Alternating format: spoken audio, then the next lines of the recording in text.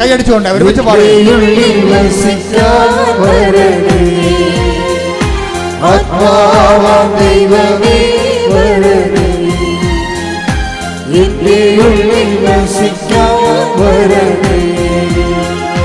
ദാഹിച്ചു നിന്നെ ഞാൻ തേടുന്നു, സ്വർഗ്ഗം തുറന്നിറങ്ങി നീ വരണേ. ദാഹിച്ചു നിന്നെ ഞാൻ തേടുന്നു, സ്വർഗ്ഗം തുറന്നിറങ്ങി നീ വരണേ. ആത്മാവാം ദൈവമേ വരണേ, എന്റെ ഉള്ളിൽ വസിക്കാൻ വരണേ. ചില ബന്ധനങ്ങൾ അഴിക്കണമെങ്കിൽ പ്രാർത്ഥന മാത്രം പോരാ, പിന്നെന്ത് വേണം? ഉപവാസം വേണം. മനസ്സിലായില്ലേ? അതാണ് ഈ ഉടമ്പടിയിൽ ഉപവാസം ചേർത്തിരിക്കുന്ന കാര്യം. മേജർ കാര്യങ്ങളെ പൊക്കിയെടുക്കാൻ വേണ്ടിയാണ്, ബലം കിട്ടാൻ വേണ്ടിയാണ്. ഇപ്പം 5 കിലോ പൊക്കണമെങ്കിലും 10 കിലോ പൊക്കണമെങ്കിലും ഒരേ ബലം മതിയാണ്. 5ാം ക്ലാസ്സുകാരൻ ചിലപ്പോൾ 5 കിലോ പൊക്കും. പക്ഷേ 5 കിലോ അവന് 10 കിലോ അവന് പൊക്കേണ്ടി വന്നു കഴിഞ്ഞാൽ എന്ത് ചെയ്യും? പൊക്കത്തില്ല. അപ്പോൾ എന്ത് ചെയ്യും? 10ാം ക്ലാസ്സുകാരൻ അവൻ്റെ ബോഡി വെയിറ്റ് 10ാം ക്ലാസ്സിൻ്റെ ശരീരപ്രകൃതിയുള്ള ആളിന് അത് പൊക്കാം. അപ്പോൾ വിശ്വാസം നമ്മുടെ നമ്മുടെ ശരീരത്തിൻ്റെ വയസ്സ് വളരണ പോലെ വിശ്വാസം വളരണമെന്നുണ്ടാന്ന് നോക്കണം. നമ്മളെപ്പോഴും എൻ്റെ കൂടെ ആപ്പിള്ളി എന്നും പറഞ്ഞുകൊണ്ട് ഒരു ബ്രദറുണ്ടായിരുന്നു. ഞാൻ എൻ്റെ ജീവിതത്തിൽ അയാളെക്കുറിച്ച് എഴുതിയിട്ടുണ്ട്. അപ്പോൾ ഞങ്ങൾ രണ്ടും കൊന്തയെല്ലാം നിൽക്കും. സെമിനാരി ഇംഗ്ലീഷ് കൊന്ത. ഇപ്പോൾ കൊന്തയിലുള്ള സമയത്ത് ഈ ആപ്പിളിയുടെ കയ്യിലൊരു കൊന്ത ഉണ്ടാകും, എൻ്റെ കയ്യിലും കൊന്ത ഉണ്ടാകും. ഞാനിങ്ങനെ അച്ഛന്മാരെ പേടിച്ചും ദൈവത്തിനെ പേടിച്ചും ഒക്കെ കൊന്തയെല്ലാം വൃത്തിമേനയായിട്ട് ചൊല്ലിക്കൊണ്ടിരിക്കുകയാണ്. ആപ്പിളിൽ എന്ന് വെച്ചാൽ ആപ്പിളിൻ്റെ മെയിൻ പരിപാടി ഞങ്ങൾക്കവിടെ സെമിനാരി ബാസ്കറ്റ് കളിക്കാം, ഫുട്ബോൾ കളിക്കാം, അതുപോലെ തന്നെ കരാട്ടയ്ക്ക് പോകാം. എന്ത് വേണമെങ്കിലും വൈകുന്നേരം 5 മണിക്ക് 1 മണിക്കൂർ എന്ത് വേണം ചെയ്യാം. ഫിസിക്കലായിട്ട് എക്സസൈസിൻ്റെ ടൈമാണ്. ആപ്പിളിൽ ഇതൊന്നും പോകത്തില്ല. ആപ്പിളിൽ ജിംനേഷ്യത്തിലേ പോകത്തുള്ളൂ. ആ സമയത്ത് ആപ്പിളിൽ ജിംനേഷ്യത്തിലേ പോകത്തുള്ളൂ. അപ്പോൾ ആപ്പിൾ എന്നാ ചെയ്യണമെന്ന് വെച്ചാൽ ഇത് കുളിച്ച് കഴിഞ്ഞിട്ട് ഈ ജിംനേഷ്യത്തിൽ പോയിട്ട് വന്നിട്ട് കുളിക്കും. ശരീരം തണുത്ത് കഴിയുമ്പോൾ കുളിച്ച് വന്നിട്ട് ഞങ്ങളെല്ലാം പിന്നെ കൊന്തക്ക് കയറും. കൊന്തക്ക് കയറുന്ന സമയത്തെല്ലാം ആപ്പിളി ജിംനേഷ്യത്തിൽ ഇരിക്കുന്ന സമയത്ത് കണ്ണാടി വെച്ചുകൊണ്ട് ഏത് മസിലാണ് പൊങ്ങിയത്, ഏതാണ് താന്നത്, വയറിൽ എത്ര മസിൽ വന്ന്, 6 പാക്ക് വന്നാൽ ഇപ്പം 4 വന്നുള്ള 5 വന്നാന്നൊക്കെ നോക്കിക്കൊണ്ടിരിക്കും. കണ്ണാടി നോക്കത്തില്ലേ? അതുപോലെ ഈ കൊന്തയിലുള്ള സമയത്ത് കണ്ണാടി നോക്കാൻ പറ്റത്തില്ല. കൊന്തയിലുള്ള സമയത്ത് ശരീരം ഇവിടം വരെ ഉടുപ്പിട്ടിരിക്കുകയല്ലേ. ആപ്പിൾ നോക്കണ ഈ മസിൽ ചുരുട്ടി എന്നെ കാണിക്കും കൊന്തയിട്ടൊക്കെ. ഇതിന് മസിൽ എന്നുവെച്ചാൽ എൻ്റെ കയ്യിൽ മസിലൊന്നും ഇല്ലല്ലോ. ആപ്പിളിൻ്റെ കയ്യിൽ 5-6 മസിലുണ്ട്. അതിങ്ങനെ ഡംബൽസ് പിടിച്ച് മസിലുണ്ടാക്കിയതാണ്. ഇപ്പോൾ നന്മ നിറഞ്ഞ പറയുന്നത് ജല്ലിക്കെട്ടിക്കുന്ന സമയത്ത് പരിശുദ്ധ പറഞ്ഞ് ചെല്ലുമ്പോൾ ആപ്പിളി കൈ ചുരുട്ടി എന്നെ കാണിക്കും. നോക്കിയേ എത്ര മസിലായെന്ന് നോക്കി. എന്നാ പറ്റി? ആപ്പിളി ആ കൊല്ലം തന്നെ സെമിനാരിൽ പോയി. അതാണ് വിഷയം. എന്നാലും ഞാൻ ആപ്പിളി എപ്പോഴും ഓർത്തിരിക്കും. ഇന്നിപ്പോൾ ഹൈക്കോടതിയിൽ വലിയ വക്കീലാണ് പുള്ളി. കാരണം അദ്ദേഹത്തിൻ്റെ വിളി അതായിരുന്നു. പക്ഷേ ഞാനിവിടെ നിൽക്കുന്നു. അതാണ് വിഷയം. നമ്മളെങ്ങനെ ദൈവദിനത്തിനെ പെരുമാറുന്നത് അതനുസരിച്ചായിരിക്കും നമ്മളുടെ ഭാവിയെല്ലാം നിശ്ചയിക്കപ്പെടുന്നത്. അപ്പോൾ എന്താ വിഷയം എന്ന് വെച്ച് കഴിഞ്ഞാൽ ആ മനുഷ്യൻ പ്രാർത്ഥന ഇടക്ക് പോലും അയാൾ നോക്കിയത് മസിലെത്രണ്ണം കട്ട കൂടി എന്നാണ് നോക്കുന്നത്. അത് അയാൾക്ക് ആ ശരീരത്തെക്കുറിച്ച് അത്രയും ജാഗ്രതയുണ്ടല്ലോ. ഇത്രയെങ്കിലും ജാഗ്രത നമുക്ക് പ്രാർത്ഥനാ ജീവിതത്തെക്കുറിച്ച് ഉണ്ടാകണം. ഓരോ ദിവസം ചെല്ലും തോറും നമ്മുടെ വിശ്വാസം വളർന്നതും നമ്മൾ നോക്കിക്കൊണ്ടിരിക്കണം. മനസ്സിലായില്ലേ? അയാൾ പ്രാർത്ഥന ഇടക്ക് പോലും അയാളുടെ ശരീരം വളർന്നതെന്നാണ് നോക്കിക്കൊണ്ടിരിക്കുന്നത്. നമ്മൾ ഭക്ഷണം കഴിക്കുമ്പോഴും നിങ്ങൾ പോയി സിനിമ കണ്ടാലും ശരി, അപ്പോഴും വിശ്വാസത്തെക്കുറിച്ച് നമുക്കൊരു ജാഗ്രത ഉണ്ടാകണം. ഇതിൽ വളരുന്നുണ്ടോ ഒന്ന് പ്രാർത്ഥിച്ച്. കർത്താവായ ദൈവമേ, വയസ്സ് വളരുന്നതനുസരിച്ച് വിശ്വാസത്തിൽ വളർച്ച ഉണ്ടാകുവാൻ അങ്ങ് നൽകുന്ന വിഷയങ്ങളോട് സുവിശേഷ വിഹിതമായി പ്രതികരിക്കുവാൻ എന്നെ അനുഗ്രഹിക്കണമേ. ശ്രദ്ധിക്കട്ടെ. ഹല്ലേലൂയ. അതായത് നമ്മളിപ്പോൾ സംസാരിച്ചുകൊണ്ടിരിക്കുന്നത് വിശ്വാസത്തിൻ്റെ വളർച്ചയുടെ ഘട്ടങ്ങളെയാണ്. നമ്മൾ ഉടമ്പടിയിൽ ഇപ്പം നേരത്തെ എന്താ പറഞ്ഞത്? വിശ്വാസം, കേൾവിയിൽ നിന്നും, അല്ലേ എന്നല്ലേ പറഞ്ഞത്? അതേതാണ് വചനം? റോമ 10:17. വിശ്വാസം കേൾവിയിൽ നിന്നും, കേൾവി യേശുക്രിസ്തുവിനെ കുറിച്ചുള്ള പ്രസംഗത്തിൽ നിന്നും. അതാണ് ഈ പ്രഥമ പാഠം എന്ന് പറയുന്നത്. വിശ്വാസത്തിൻ്റെ പ്രഥമ പാഠമാണ്. ഇനി എന്താ പറയുന്നത്? വിശ്വാസം കേൾവി എന്ന് പറയുമ്പോൾ അറിവാണ്.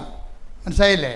വിശ്വാസം അറിവിൽ നിന്ന്, യേശുക്രിസ്തുവിനെ കുറിച്ചുള്ള അറിവിൽ നിന്ന് കിട്ടിയാൽ കുറച്ച് നമുക്ക് ഈ അറിവ് വെച്ച് പ്രാർത്ഥിക്കാൻ പറ്റും.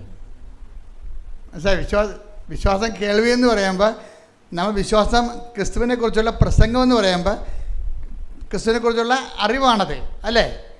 അപ്പോൾ ബൈബിൾ വായിച്ചാലും ബൈബിൾ പ്രസംഗം കേട്ടാലും നമുക്ക് എന്താ സംഭവിക്കുന്നത്? യേശുക്രിസ്തുവിനെ കുറിച്ചുള്ള അറിവ് കിട്ടും, ഇല്ലേ? അങ്ങനെ വിശ്വാസം അറിവിൽ നിന്നും, അപ്പോൾ വിശ്വാസം അറിവിൽ നിന്നും, ഈ അറിവ് വെച്ച് നമുക്ക് എന്ത് ചെയ്യാൻ പറ്റും? അറിവ് വെച്ച് നമുക്ക് പ്രാർത്ഥിക്കാൻ പറ്റും, ഇല്ലേ? അത് ലെവലാണ്. പക്ഷെ പ്രാർത്ഥന കൊണ്ട് ചില കാര്യങ്ങൾ നടക്കത്തില്ല. അതിനെന്ത് ചെയ്യണം? ഉപവസിക്കണം. അതാണ് 17:21. പ്രാർത്ഥന കൊണ്ടും ചില ഗ്രേഡുകൾ, അതായത് ചില ബന്ധങ്ങൾ, ആ പിശാചിനെ ഉപേക്ഷിക്കാൻ ഒഴിപ്പിക്കാൻ പത്തോസിന് പോലും കഴിഞ്ഞില്ല. അപ്പോൾ അവർ ചോദിച്ചു, ഒരു പ്രോബ്ലം ഉണ്ടല്ലോ, കർത്താവിനോട് ചോദിച്ചേ, കർത്താവ് എൻ്റെ വിശ്വാസ വളർച്ചയിലൊരു പ്രോബ്ലം ഉണ്ട്, എന്തുകൊണ്ടാണ് ഞങ്ങൾക്കതിനെ ഒഴിപ്പിക്കാൻ ആ ഒരു പ്രശ്നത്തിൽ നിന്ന് രക്ഷപ്പെടാൻ കഴിയാതിരുന്നത്? അപ്പം നിങ്ങൾ പല പ്രശ്നങ്ങൾ എഴുതിയിട്ടില്ലേ ഉടമ്പടിയിൽ, ഇല്ലേ? ചിലത് നിങ്ങൾക്ക് നടക്കത്തില്ല. അതെന്താ കാരണം?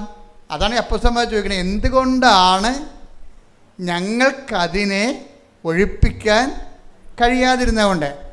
അപ്പോൾ കർത്താവ് എന്താ പറയണത്? നിങ്ങൾക്ക് വിശ്വാസം കുറവേ ഉള്ളൂ, അതാണ് കാരണം, അല്ലേ? അതിന് മറുപടി പറഞ്ഞത് എന്താണ്? 17:20. യേശു പറഞ്ഞു നിങ്ങളുടെ അല്പവിശ്വാസം കൊണ്ട് തന്നെ. അപ്പോൾ എന്താ പ്രശ്നം? ഈ പ്രാർത്ഥനയിലൂടെ ആക്ടിവേറ്റ് ചെയ്യുന്ന ഫെയ്ത്ത്, അതായത് പ്രഥമ പാഠം എന്താണ്? വിശ്വാസത്തിൻ്റെ പ്രഥമ പാഠം എന്ന് പറഞ്ഞിട്ടില്ലേ? അതായത് അത് ഹെബ്രായർ എത്രയാണ്? 6. ഹെബ്രായർ 6:1 വായിച്ചേ. അതിനാൽ ക്രിസ്തുവിന്റെ വചനത്തിന്റെ പ്രഥമ പാഠങ്ങൾ പിന്നിട്ട് നമുക്ക് പക്വതയിലേക്ക് വളരാം. ഈ പ്രശ്നങ്ങൾ അധികരിക്കുന്നതിൻ്റെ ഉദ്ദേശം നമ്മളിങ്ങനെ ഫെയ്ത്ത് മച്യൂരിറ്റിയിലേക്ക് ദൈവം വളർത്തുകയാണത്. പിടികിട്ടിയേ? അല്ലാതെ ഇങ്ങനെ എന്തുകൊണ്ടാണ് വെച്ചിട്ട് പറയാം. ഇപ്പോൾ പണ്ട് വിജയകുമാർ സാർ എന്നോട് പറയുമായിരുന്നു, പ്രോബ്ലംസ് ആർ ഇൻ ക്യൂ എന്നാണ് പറയണത്. അതായത് ഓരോ ദിവസവും ഓരോ പ്രശ്നം ഉണ്ടാകും. എത്ര പ്രാർത്ഥനയ്ക്ക് കുഴപ്പമൊന്നുമില്ല, വിശുദ്ധ ജീവിതത്തിന് കുഴപ്പമില്ല, പക്ഷേ പ്രശ്നം ഒഴിഞ്ഞിട്ട് നേരം ഉണ്ടാകത്തില്ല. അപ്പോൾ നമ്മളവർക്ക് അയ്യോ ഞാൻ ഇത്രയും പ്രാർത്ഥിക്കണമല്ലോ, എന്നിട്ട് എന്താണ് പിന്നെയും പ്രശ്നം തന്നെ? നമ്മളെന്താ ചെയ്യണത്? പിന്നെയും പ്രശ്നം ഉണ്ടാകാതിരിക്കാനാണ് നമ്മൾ ഈ ഉടമ്പടി എടുത്തിരിക്കുന്നത്. പിടിയിട്ടില്ലേ? നമ്മൾ പ്രാർത്ഥിക്കുന്നതിൻ്റെ ഉദ്ദേശം എന്താണ്? പിന്നെയും പ്രശ്നം ഉണ്ടാകാതിരിക്കാനാണ്. പക്ഷേ ചിലർ പറയും, അച്ഛാ നമുക്ക് ഈ പ്രാർത്ഥിക്കുന്നതോറും പ്രശ്നമാണല്ലേ അച്ഛാന്ന് ചോദിക്കും. ആ ചിലർക്ക് എങ്ങനെ അപ്പോൾ പ്രാർത്ഥിക്കാതിരിക്കണമല്ലേ നല്ലതെന്ന് ചോദിക്കും. അതാണ് അവർ ഉദ്ദേശിക്കണത്. പ്രാർത്ഥിച്ചില്ല പിന്നെ പ്രശ്നമില്ലല്ല, പ്രാർത്ഥിക്കുമ്പോഴല്ലേ ഈ പ്രശ്നം ഉണ്ടാകണത്. ചിലർക്ക് പ്രാർത്ഥിക്കുന്നതോറും പ്രശ്നം ഉണ്ടാകും. അപ്പോസ്തലന്മാർക്ക് പ്രാർത്ഥിക്കുന്നതോറും പ്രശ്നം ഉണ്ടായി. എന്താ പ്രശ്നം ഉണ്ടായത്? നേരത്തെ അവർക്ക് വിശക്കണ പ്രശ്നങ്ങളുള്ളു. അത് വലിയടത്ത് നോക്കി കട്ടുതിന്ന ചെയ്യുമ്പോൾ പത്രോസ് വരെ കണ്ടവൻ്റെ പുരയിടത്തിൽ നിന്നും ഗോതമ്പ് കട്ടുന്ന പാർട്ടിയാണ്. അത് സാധാരണ മനുഷ്യരല്ലേ. അപ്പോൾ അതുകൊണ്ട് അതൊന്നും ഈശോയ്ക്ക് അതൊന്നും പ്രശ്നമല്ലേ. പക്ഷേ അങ്ങനെയാണെങ്കിലും ആ ഒരു ഫെയ്ത്തിലൊന്നും അത് പുള്ളിക്ക് ഉപവാസം ഇല്ലാഞ്ഞിട്ടല്ല അങ്ങനെ ചെയ്തത്. അപ്പം ഈശോ എന്നാ പറയണത് കഴിഞ്ഞാൽ ഇപ്പോൾ ഇറ്റ്സ് ഓക്കെ, പക്ഷേ ഒരു ഗ്രേറ്റർ പ്രോബ്ലം വന്നാൽ നീ ഗോതമ്പ് കട്ടുന്ന തീരത്തില്ല പ്രശ്നം. കാര്യം എന്താണ്? ഉപവസിക്കുക തന്നെ ചെയ്യണം. പിടിയിട്ടില്ലേ? അപ്പോൾ നീതീകരിച്ചായിരുന്നു. ഈ ആ ഭാഗം ഒന്ന് എടുത്തേ. മത്തായി 12-ാം 1 മുതലുള്ള തിരുവചനങ്ങൾ. മത്തായി 12:1. അക്കാലത്ത് ഒരു സാബത്തിൽ യേശു ഗോതമ്പ് വയലിലൂടെ കടന്നു പോവുകയായിരുന്നു. അവന്റെ ശിഷ്യന്മാർക്ക് വിശന്നു. അവർ കതിരുകൾ പറിച്ചു തിന്നാൻ തുടങ്ങി. ഫരിസേയർ ഇത് കണ്ട് അവനോട് പറഞ്ഞു, നോക്കൂ, നോക്കൂ, സാബത്തിൽ നിഷിദ്ധമായത് നിന്റെ ശിഷ്യന്മാർ ചെയ്യുന്നു. അവൻ പറഞ്ഞു, വിശന്നപ്പോൾ ദാവീദും അനുചരന്മാരും എന്താണ് ചെയ്തതെന്ന് നിങ്ങൾ വായിച്ചിട്ടില്ലേ? അവൻ ദൈവഭവനത്തിൽ പ്രവേശിച്ച് പുരോഹിതന്മാർക്കല്ലാതെ തനിക്കോ സഹചരന്മാർക്കോ ഭക്ഷിക്കാൻ അനുവാദമില്ലാത്ത കാഴ്ചയപ്പം ഭക്ഷിച്ചതെങ്ങനെ?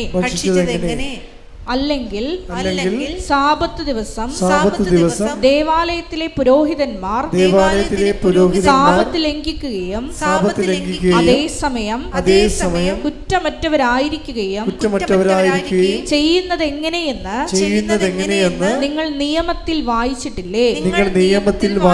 എന്നാൽ ഞാൻ നിങ്ങളോട് പറയുന്നു, ദേവാലയത്തേക്കാൾ ശ്രേഷ്ഠമായ ഒന്ന് ഇവിടെയുണ്ട്. ഇതിൻ്റെ ഒരു വിഷയം എന്ന് പറഞ്ഞാൽ വളരെ ശ്രദ്ധിച്ചിരിക്കണേ.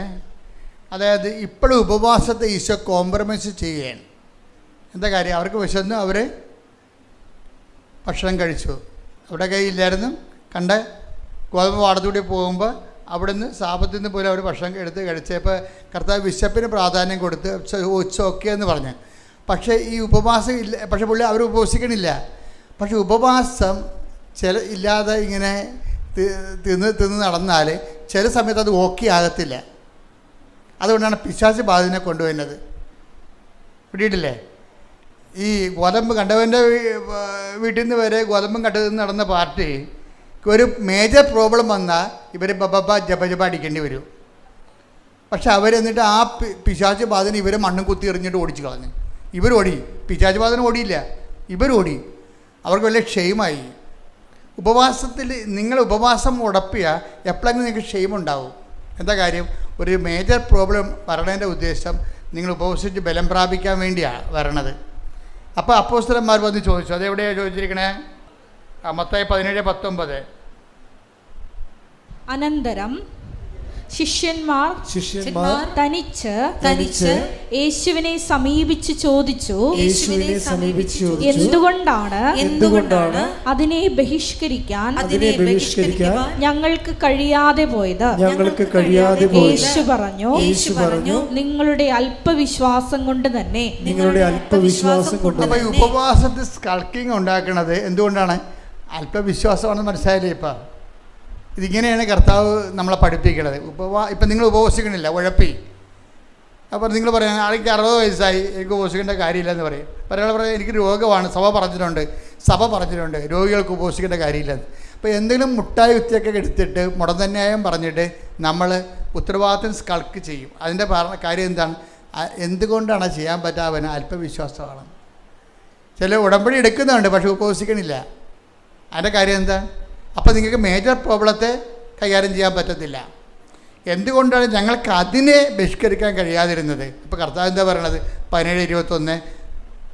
അതായത് പ്രാർത്ഥനയും ഉപവാസവും കൊണ്ടല്ലാതെ നിങ്ങൾക്കതിനെ ബഹിഷ്കരിക്കാൻ കഴിയുകയില്ല. അപ്പോൾ ഉപവാസം രംഗത്ത് വന്ന് കർത്താവ് 17 മത്തായി 12 കോംപ്രമൈസ് ചെയ്ത ഉപവാസം ഇപ്പം എന്താണ്? മസ്റ്റായിട്ട് വന്നു. 4ാം ക്ലാസ്സിൽ പഠിക്കേണ്ടെന്ന് പറഞ്ഞ് വിട്ട ലെസനാണ്. പക്ഷേ എപ്പോഴായാലും പഠിക്കാതെ പറ്റത്തില്ല. 10ാം ക്ലാസ് ആയപ്പോൾ ആ ലെസൺ വീണ്ടും ചോദിച്ചു. 4ാം ക്ലാസ് ആയതുകൊണ്ടാണ് അത് പഠിക്കേണ്ടെന്ന് പറഞ്ഞത്. അത് നിനക്ക് തലേ കയറത്തില്ലെന്ന് പറഞ്ഞത്.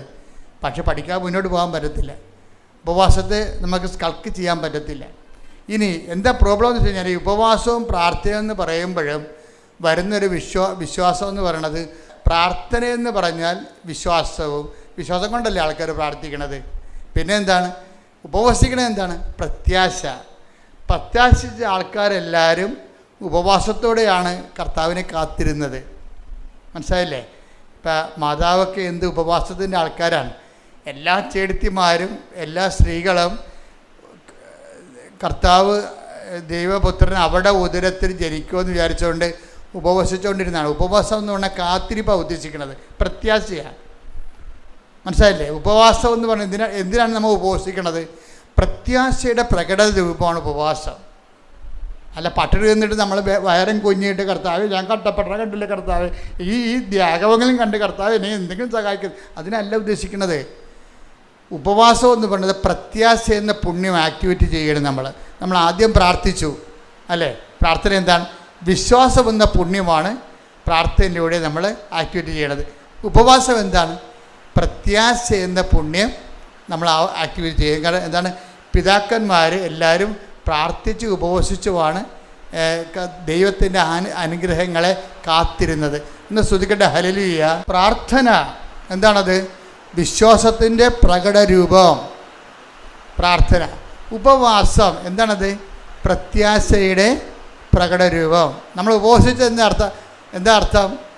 നമ്മൾ പട്ടിണി നിന്നിട്ട് ദൈവത്തിന് കിട്ടാനാ? ദൈവത്തിന് കിട്ടണത് നമ്മൾ ആ വിഷയത്തിൽ പ്രത്യാശ അർപ്പിക്കുന്നു എന്ന, കർത്താവിൽ നമ്മൾ പ്രത്യാശ അർപ്പിക്കുന്നു. അതിന് പകരം അത് കർത്താവിൽ നമ്മൾ പ്രത്യാശ അർപ്പിക്കുന്നുവെന്ന് ദൈവത്തോട് പറയാൻ വേണ്ടിയാണ് നമ്മളെന്ത് ചെയ്യണത്? ഉപവസിക്കണത്. റെഡിയാ? അപ്പോൾ ഉപവസിക്കണത് എന്തിനാണ്? പ്രത്യാശ എന്ന പുണ്യം. ഇപ്പം നമ്മൾ ജപമാല പ്രാർത്ഥിക്കുമ്പോൾ എന്താ? ഞങ്ങൾ പ്രത്യാശ എന്ന പുണ്യം ഉണ്ടായി വർദ്ധിക്കുവാൻ നിരത്തിക്കുവാനോട് അപേക്ഷിക്കണമേ. അതുതന്നെയാണ് നമ്മൾ ഉപവസിച്ചുകൊണ്ട് ദൈവത്തോട് പറയുന്നത്. എന്താണ്? ഞാൻ ഉപവസിക്കുന്നു. കാര്യം എന്താണ്? നിന്നിലുള്ള എൻ്റെ പ്രത്യാശയെ ഞാൻ പ്രകടിപ്പിക്കുന്നു. മനസ്സിലായില്ലേ? അപ്പോൾ ഇപ്പോൾ ഓരോ പ്രോബ്ലംസിനും കറസ്പോണ്ടായിട്ടുള്ള മെഷീനറിയാണ് ഉപയോഗിക്കേണ്ടത്. ഇപ്പോൾ ചില സ്ക്രൂ ഒക്കെ തിരിക്കാൻ സ്ക്രൂ ഡ്രൈവർ ഒരു 8-ൻ്റെ സ്ക്രൂ തന്നെ സ്പാനർ എടുക്കുമ്പോൾ 8-ൻ്റെ സ്പാനർ എടുത്തതെന്ന് പറയത്തില്ലേ? അപ്പോൾ അത് 8-ൻ്റെ തിരിച്ച് കഴിഞ്ഞാൽ തുറക്കും. ചിലത് പറയും ഇത് 8-ൻ്റെ പിടിക്കണില്ല 14-ൻ്റെ എടുക്കാൻ പറയും. അപ്പോൾ മെക്കാനിസ്റ്റുകൾ ഉടനെ 14-ൻ്റെ എടുത്ത് കൊടുക്കും. അപ്പോൾ 14 ഇട്ട് തിരിക്കും. അപ്പോൾ ചിലത് പ്രാർത്ഥന കൊണ്ട് നടക്കത്തില്ല, 8-ൻ്റെ കൊണ്ട് നടക്കത്തില്ല. പിന്നെ എന്ത് ചെയ്യും? ഉപവാസം കയറ്റിവിടും 14-ൻ്റെത്. ചിലത് 14-ൻ്റെ കൊണ്ട് നടക്കത്തില്ല. ചില ഡ്രില്ലർ കൊണ്ടുവന്നിട്ട് തിരിക്കേണ്ടി വരും ആ സാധനം. അതിനാണ് സ്നേഹം എന്ന് പറയണത്. വിശ്വാസം അറിവ് കൊണ്ട് വിശ്വാസത്തിന് ആദ്യ നിലവാരം പ്രഥമ പാഠങ്ങൾ എന്തിനുള്ളതാണ്? പിന്നിടാൻ വേണ്ടിയുള്ളതാണ്, തള്ളിക്കളയാൻ വേണ്ടിയുള്ളതാണ്. അവിടെ 90 വയസ്സ് വരെ പ്രഥമ പാഠം കടിച്ചതും കിടക്കരുത്. 90 വയസ്സായി ഇപ്പോഴും വിശ്വാസത്തിൻ്റെ പ്രഥമ പാഠമാണ്. എന്താ പ്രശ്നം? നിങ്ങൾ ഈ ഭൗതിക അനുഗ്രഹങ്ങൾ മാത്രം ആഗ്രഹിച്ചാണ് ഇത് കർത്താവിൽ വന്നിരിക്കണമെന്നുണ്ടെങ്കിൽ ചില ആൾക്കാർ സാത്താൻ പോയില്ലേ? അവരെയൊക്കെ അറിയാം ഈ ജീവിതം മാത്രമേ അവനെയൊക്കെ ഉള്ളെന്നറിയാം. അതുകൊണ്ട് സാത്താനെങ്കിൽ സാത്താൻ, കള്ളനോട്ടെ, കരിഞ്ചന്ത. അപ്പോൾ അവിടെ പോയാൽ പിന്നെ പ്രാർത്ഥന പോലും ആവശ്യമില്ല. അതില്ല. പോക്കറ്റിത്തരക്കാണ് ജീവിക്കുക. 5 പെണ്ണുങ്ങളെ 10 പെണ്ണുങ്ങളെ ഉപയോഗിക്കാം, 10 ആണുങ്ങളെ ഉപയോഗിക്കാം, എത്ര വേണമെങ്കിൽ ഡൈവേഴ്സ് ചെയ്യാം. നമുക്ക് ബിസിനസ് വളർന്ന് ഇവിടെ സാത്താനടുത്ത് വരുമ്പോൾ ഈ ഉപവാസമില്ല, പ്രാർത്ഥനയുമില്ല, ഒരു പ്രശ്നവുമില്ല. വൃത്തികെട്ട എല്ലാത്തരം പരിപാടിയും കാണിച്ചാലും ശരി, അതനുസരിച്ചുകൊണ്ട് ഭൗതിക ഉയർച്ച ഉണ്ടാകും. അതുകൊണ്ടാണ് ബൈബിൾ പറയണത്. ഈശോ എപ്പോഴും ചോദിക്കുന്ന ഒരു ചോദ്യമുണ്ട്. എന്താണ്? Do you want to go? നിങ്ങൾക്കും പോകണമെന്ന് ഉണ്ടോ? എപ്പോഴും നമ്മളോട് നമ്മുടെ സിലബസ് വലുതാക്കിക്കൊണ്ട് കർത്താവ് ചോദിക്കുന്ന കാര്യം എന്താണ്? നിങ്ങൾക്കും പോകണമെന്നുണ്ടോ? അപ്പോൾ എപ്പോഴും അതൊരു ചോദ്യമാണ്. അപ്പോഴേ കുറേ പേര് പോകും അല്ലേ? അതെടുത്തേ 6:63 എടുത്തേ യോഹന്നാൻ്റെ സുവിശേഷം. കട്ടിയാക്കി കർത്താവ് സിലബസ് കട്ടിയാക്കും. പിതാക്കന്മാരെ മരുഭൂമി വെച്ച് മഞ്ഞ ഭക്ഷിച്ചു, അതുപോലെ ഈ അപ്പം ഭക്ഷിക്കുന്ന നിത്യം ജീവിക്കാൻ ലോകത്തിൻ്റെ ജീവന് വേണ്ടി ഞാൻ നൽകുന്ന അപ്പം എൻ്റെ ശരീരം തന്നെയാണ്. അപ്പോൾ എൻ്റെ ശരീരം തന്നെയാണെന്ന് പറയുമ്പോൾ സിലബസ് കട്ടിയായി. അവർ ചോദിക്കും, ഇയാളുടെ ശരീരം, ഇയാൾ യൗസേപ്പിൻ്റെ മകനല്ലേ, മറിയമല്ലേ ഇയാളുടെ അമ്മ, ഇയാളുടെ ശരീരം നമ്മളെങ്ങനെ ഭക്ഷിക്കണത്? ഇതെന്നെ വർത്താനെന്ന് ചോദിക്കും. കഠിനമാണെന്നൊക്കെ പറയും. അപ്പോൾ അങ്ങനെ കുറേ ആൾക്കാരിട്ട് സിലബസ് കഠിനമാക്കും. വിശ്വാസത്തിൻ്റെ വിഷയം കഠിനമാക്കും. വിശ്വാസത്തിൻ്റെ വിഷയം കഠിനമാക്കുമ്പോൾ എൻ്റെ അർത്ഥം എന്താണ്? നിങ്ങളെ പ്രഥമ പാഠങ്ങൾ പിന്നിട്ട് വന്നതിൻ്റെ അർത്ഥം. വിശ്വാസത്തിൻ്റെ വിഷയം കഠിനമാകും. അപ്പം അതിൻ്റെ പ്രഥമ പാഠങ്ങൾ പിന്നിട്ട് എന്താണ്? ഇനി പക്വതയാണ് ഉള്ളതാണ്. അടയാളമില്ലാത്ത കാലം അമ്മയോടൊപ്പം എന്ന് പറഞ്ഞ് എനിക്കൊരു പുസ്തകമുണ്ട്. അതായത് പക്വതയ്ക്ക് വളരുമ്പോൾ പിന്നീട് ആ ഒരു ഭാഗം എടുത്ത് യോഹന്നാൻ 6:67. യോഹന്നാൻ 6:67. യേശു 12 പേരോടുമായി ചോദിച്ചു, നിങ്ങളും പോകാൻ ആഗ്രഹിക്കുന്നുവോ? അപ്പം നമ്മൾ ഇടയ്ക്ക് ഇങ്ങനെ കുടയും. എൻ്റെ അർത്ഥം എന്താ? ഇട്ടും പോടാന്നതിൻ്റെ അർത്ഥം ഇനിയുള്ള പാഠം നിങ്ങൾ നിൽക്കണമെന്നില്ല, കരുതത്തിൽ കട്ടിയാണ്. കർത്താവിൻ്റെ ഉദ്ദേശം എന്ന് പറയുന്നത് അതാണ്. പ്രഥമ പാഠങ്ങൾ പിന്നിടുമ്പോൾ നമുക്ക് എപ്പോഴും ഒരു ഡ്രൈനെസ് തോന്നും. നമ്മൾ ഇപ്പോൾ കുറേ പ്രാർത്ഥിക്കുന്നു, ചില സമയത്ത് നമുക്ക് ആത്മീയ വരൾച്ച തോന്നും. അച്ഛന്മാർക്കൊക്കെ എപ്പോഴും തോന്നും. കാര്യം അവർ കടകടാന്നിങ്ങനെ വളരണ കാരണം വളർച്ചയുടെ ഘട്ടത്തിൽ ഭയങ്കരമായിട്ട് അയ്യോ ദൈവം ഉണ്ടോ എന്നൊക്കെ ചോദിച്ചു പോകും. ആരും കുഴപ്പമില്ല, വിശുദ്ധന്മാർക്കും തോന്നിയായിരുന്നു, ജോൺ ഓഫ് ദി ക്രോസിനും തോന്നിയായിരുന്നു. അയാൾ പറഞ്ഞത് dark night of the soul എന്ന് പറയും, ആത്മാവിൻ്റെ രാത്രി. ദൈവത്തെക്കുറിച്ച് ഒരു പിടിയും കിട്ടണില്ല. ഇത്രയും നാൾ ജീവിച്ചു, ഭയങ്കര വിശുദ്ധിയോട് ജീവിച്ചു. പക്ഷെ ചില സമയത്ത് ലെഫ്റ്റ് ഇൻ ദി എയർ, ദൈവം ഉണ്ടോ എന്ന് പോലും സംശയമാണ്. വളർച്ചയുടെ പാഠങ്ങൾ. അപ്പോൾ ട്രാൻസിഷൻ പീരീഡിൽ എപ്പോഴും ഇതുപോലെ വാക്കംനെസ് ഉണ്ടാവും. അതായത് നമ്മൾ വിശ്വാസത്തിൻ്റെ പ്രഥമ പാഠങ്ങൾ. ഇപ്പം നിങ്ങൾ ആദ്യം എന്താ ചെയ്യണത്? അറിവും പ്രാർത്ഥനയും. അതിൻ്റെ പാഠം കഴിഞ്ഞിട്ട് ഉപവാസവും പ്രത്യാശയും, ഇല്ലേ? അതിൻ്റെ പാഠവും കഴിഞ്ഞു പോകും. ഇനി എന്താണ്? പ്രാർത്ഥനയും കൊണ്ട് ഉപവാസം കൊണ്ട് നിൽക്കാത്ത കാര്യങ്ങൾ വരും. 17:21 എന്താ പറയണത്? പ്രാർത്ഥന കൊണ്ട് ഉപവാസം കൊണ്ട് മാത്രമേ ഇവറ്റകൾ പുറത്തു പോകത്തുള്ളൂ. ഇനി പ്രാർത്ഥന കൊണ്ട് ഉപവാസം കൊണ്ട് നിൽക്കാത്ത കാര്യം വരും. അതിനാണ് ഈ പുള്ളിക്കാരൻ കമന്നൊക്കെ വീഴണത്. കണ്ടില്ലേ? ഗദ്സമനി കമന്ന് വീഴുകയാണ്. പ്രാർത്ഥന കൊണ്ട് നിൽക്കണില്ല അവിടെ, പിന്നെ ഉപവാസം കൊണ്ട് നിൽക്കണില്ല. ആൾ രണ്ടും പ്രാർത്ഥന കഴിഞ്ഞ് ഉപവാസം കഴിഞ്ഞ് വരികയാണ് ആൾ. ആദ്യം പെസകായ്ക്ക് പോലും ആൾ ഉപവാസത്തിലായിരുന്നു. അത് കഴിഞ്ഞ് ഗദ്സമനി പ്രാർത്ഥനയായിരുന്നു. പെസക കഴിഞ്ഞപ്പോൾ എഴുന്നേറ്റ് നിന്ന് പ്രാർത്ഥിച്ചു. മൊത്തം പ്രാർത്ഥന ഉപവാസമാണ്. പക്ഷെ നിൽക്കണില്ല. ഇനി എന്താണ് വിശ്വാസത്തിലേക്ക് വരണത്? പ്രാർത്ഥന ഉപവാസം കൊണ്ട് നിൽക്കണില്ല. അപ്പം ക്രിസ്തു എന്താ ചെയ്തത്? കവന്ന് വീണ്. എന്നിട്ട് എന്താ പറഞ്ഞത്? അതിനാണ് പൗലോസ് പറയണത്, ഈ ഒരു വിശ്വാസ വളർച്ചയിൽ ആദ്യ കാലങ്ങളിൽ നമ്മൾ പ്രാർത്ഥന കൊണ്ട് നടക്കും. പിന്നെ വിഷയം കുറച്ചുകൂടി കട്ടിയായി കഴിയുമ്പോൾ പിന്നെ പ്രാർത്ഥനയും ഉപവാസം വേണ്ടി വരും. ചില സമയത്ത് പ്രാർത്ഥനയും ഉപവാസം കൊണ്ടും നിൽക്കത്തില്ല. എന്താ കാരണം? ചില കാര്യങ്ങൾക്ക് പ്രാർത്ഥന കൊണ്ടും പറ്റത്തില്ല, ഉപവാസം കൊണ്ടും പറ്റത്തില്ല. ചില ആൾക്കാർ പറയും ഞങ്ങൾ 33 വിശ്വാസപ്രമാണം ചൊല്ലി എന്നൊക്കെ പറഞ്ഞാലും അതൊക്കെ ഈ പ്രഥമ പാഠങ്ങളാണ്. അതിൻ്റെ അടുത്ത പാഠം പ്രത്യാശയുടെയാണ്, ഉപവാസമാണ്. അപ്പോൾ ചില ആൾക്കാർ പറയും ഞാൻ 33 ദിവസം ഉപവാസിച്ചെന്നൊക്കെ പറയും. ചിലപ്പോൾ അതിൽ നിൽക്കത്തില്ല. ക്രിസ്തുവിലല്ലേ വളരണത്.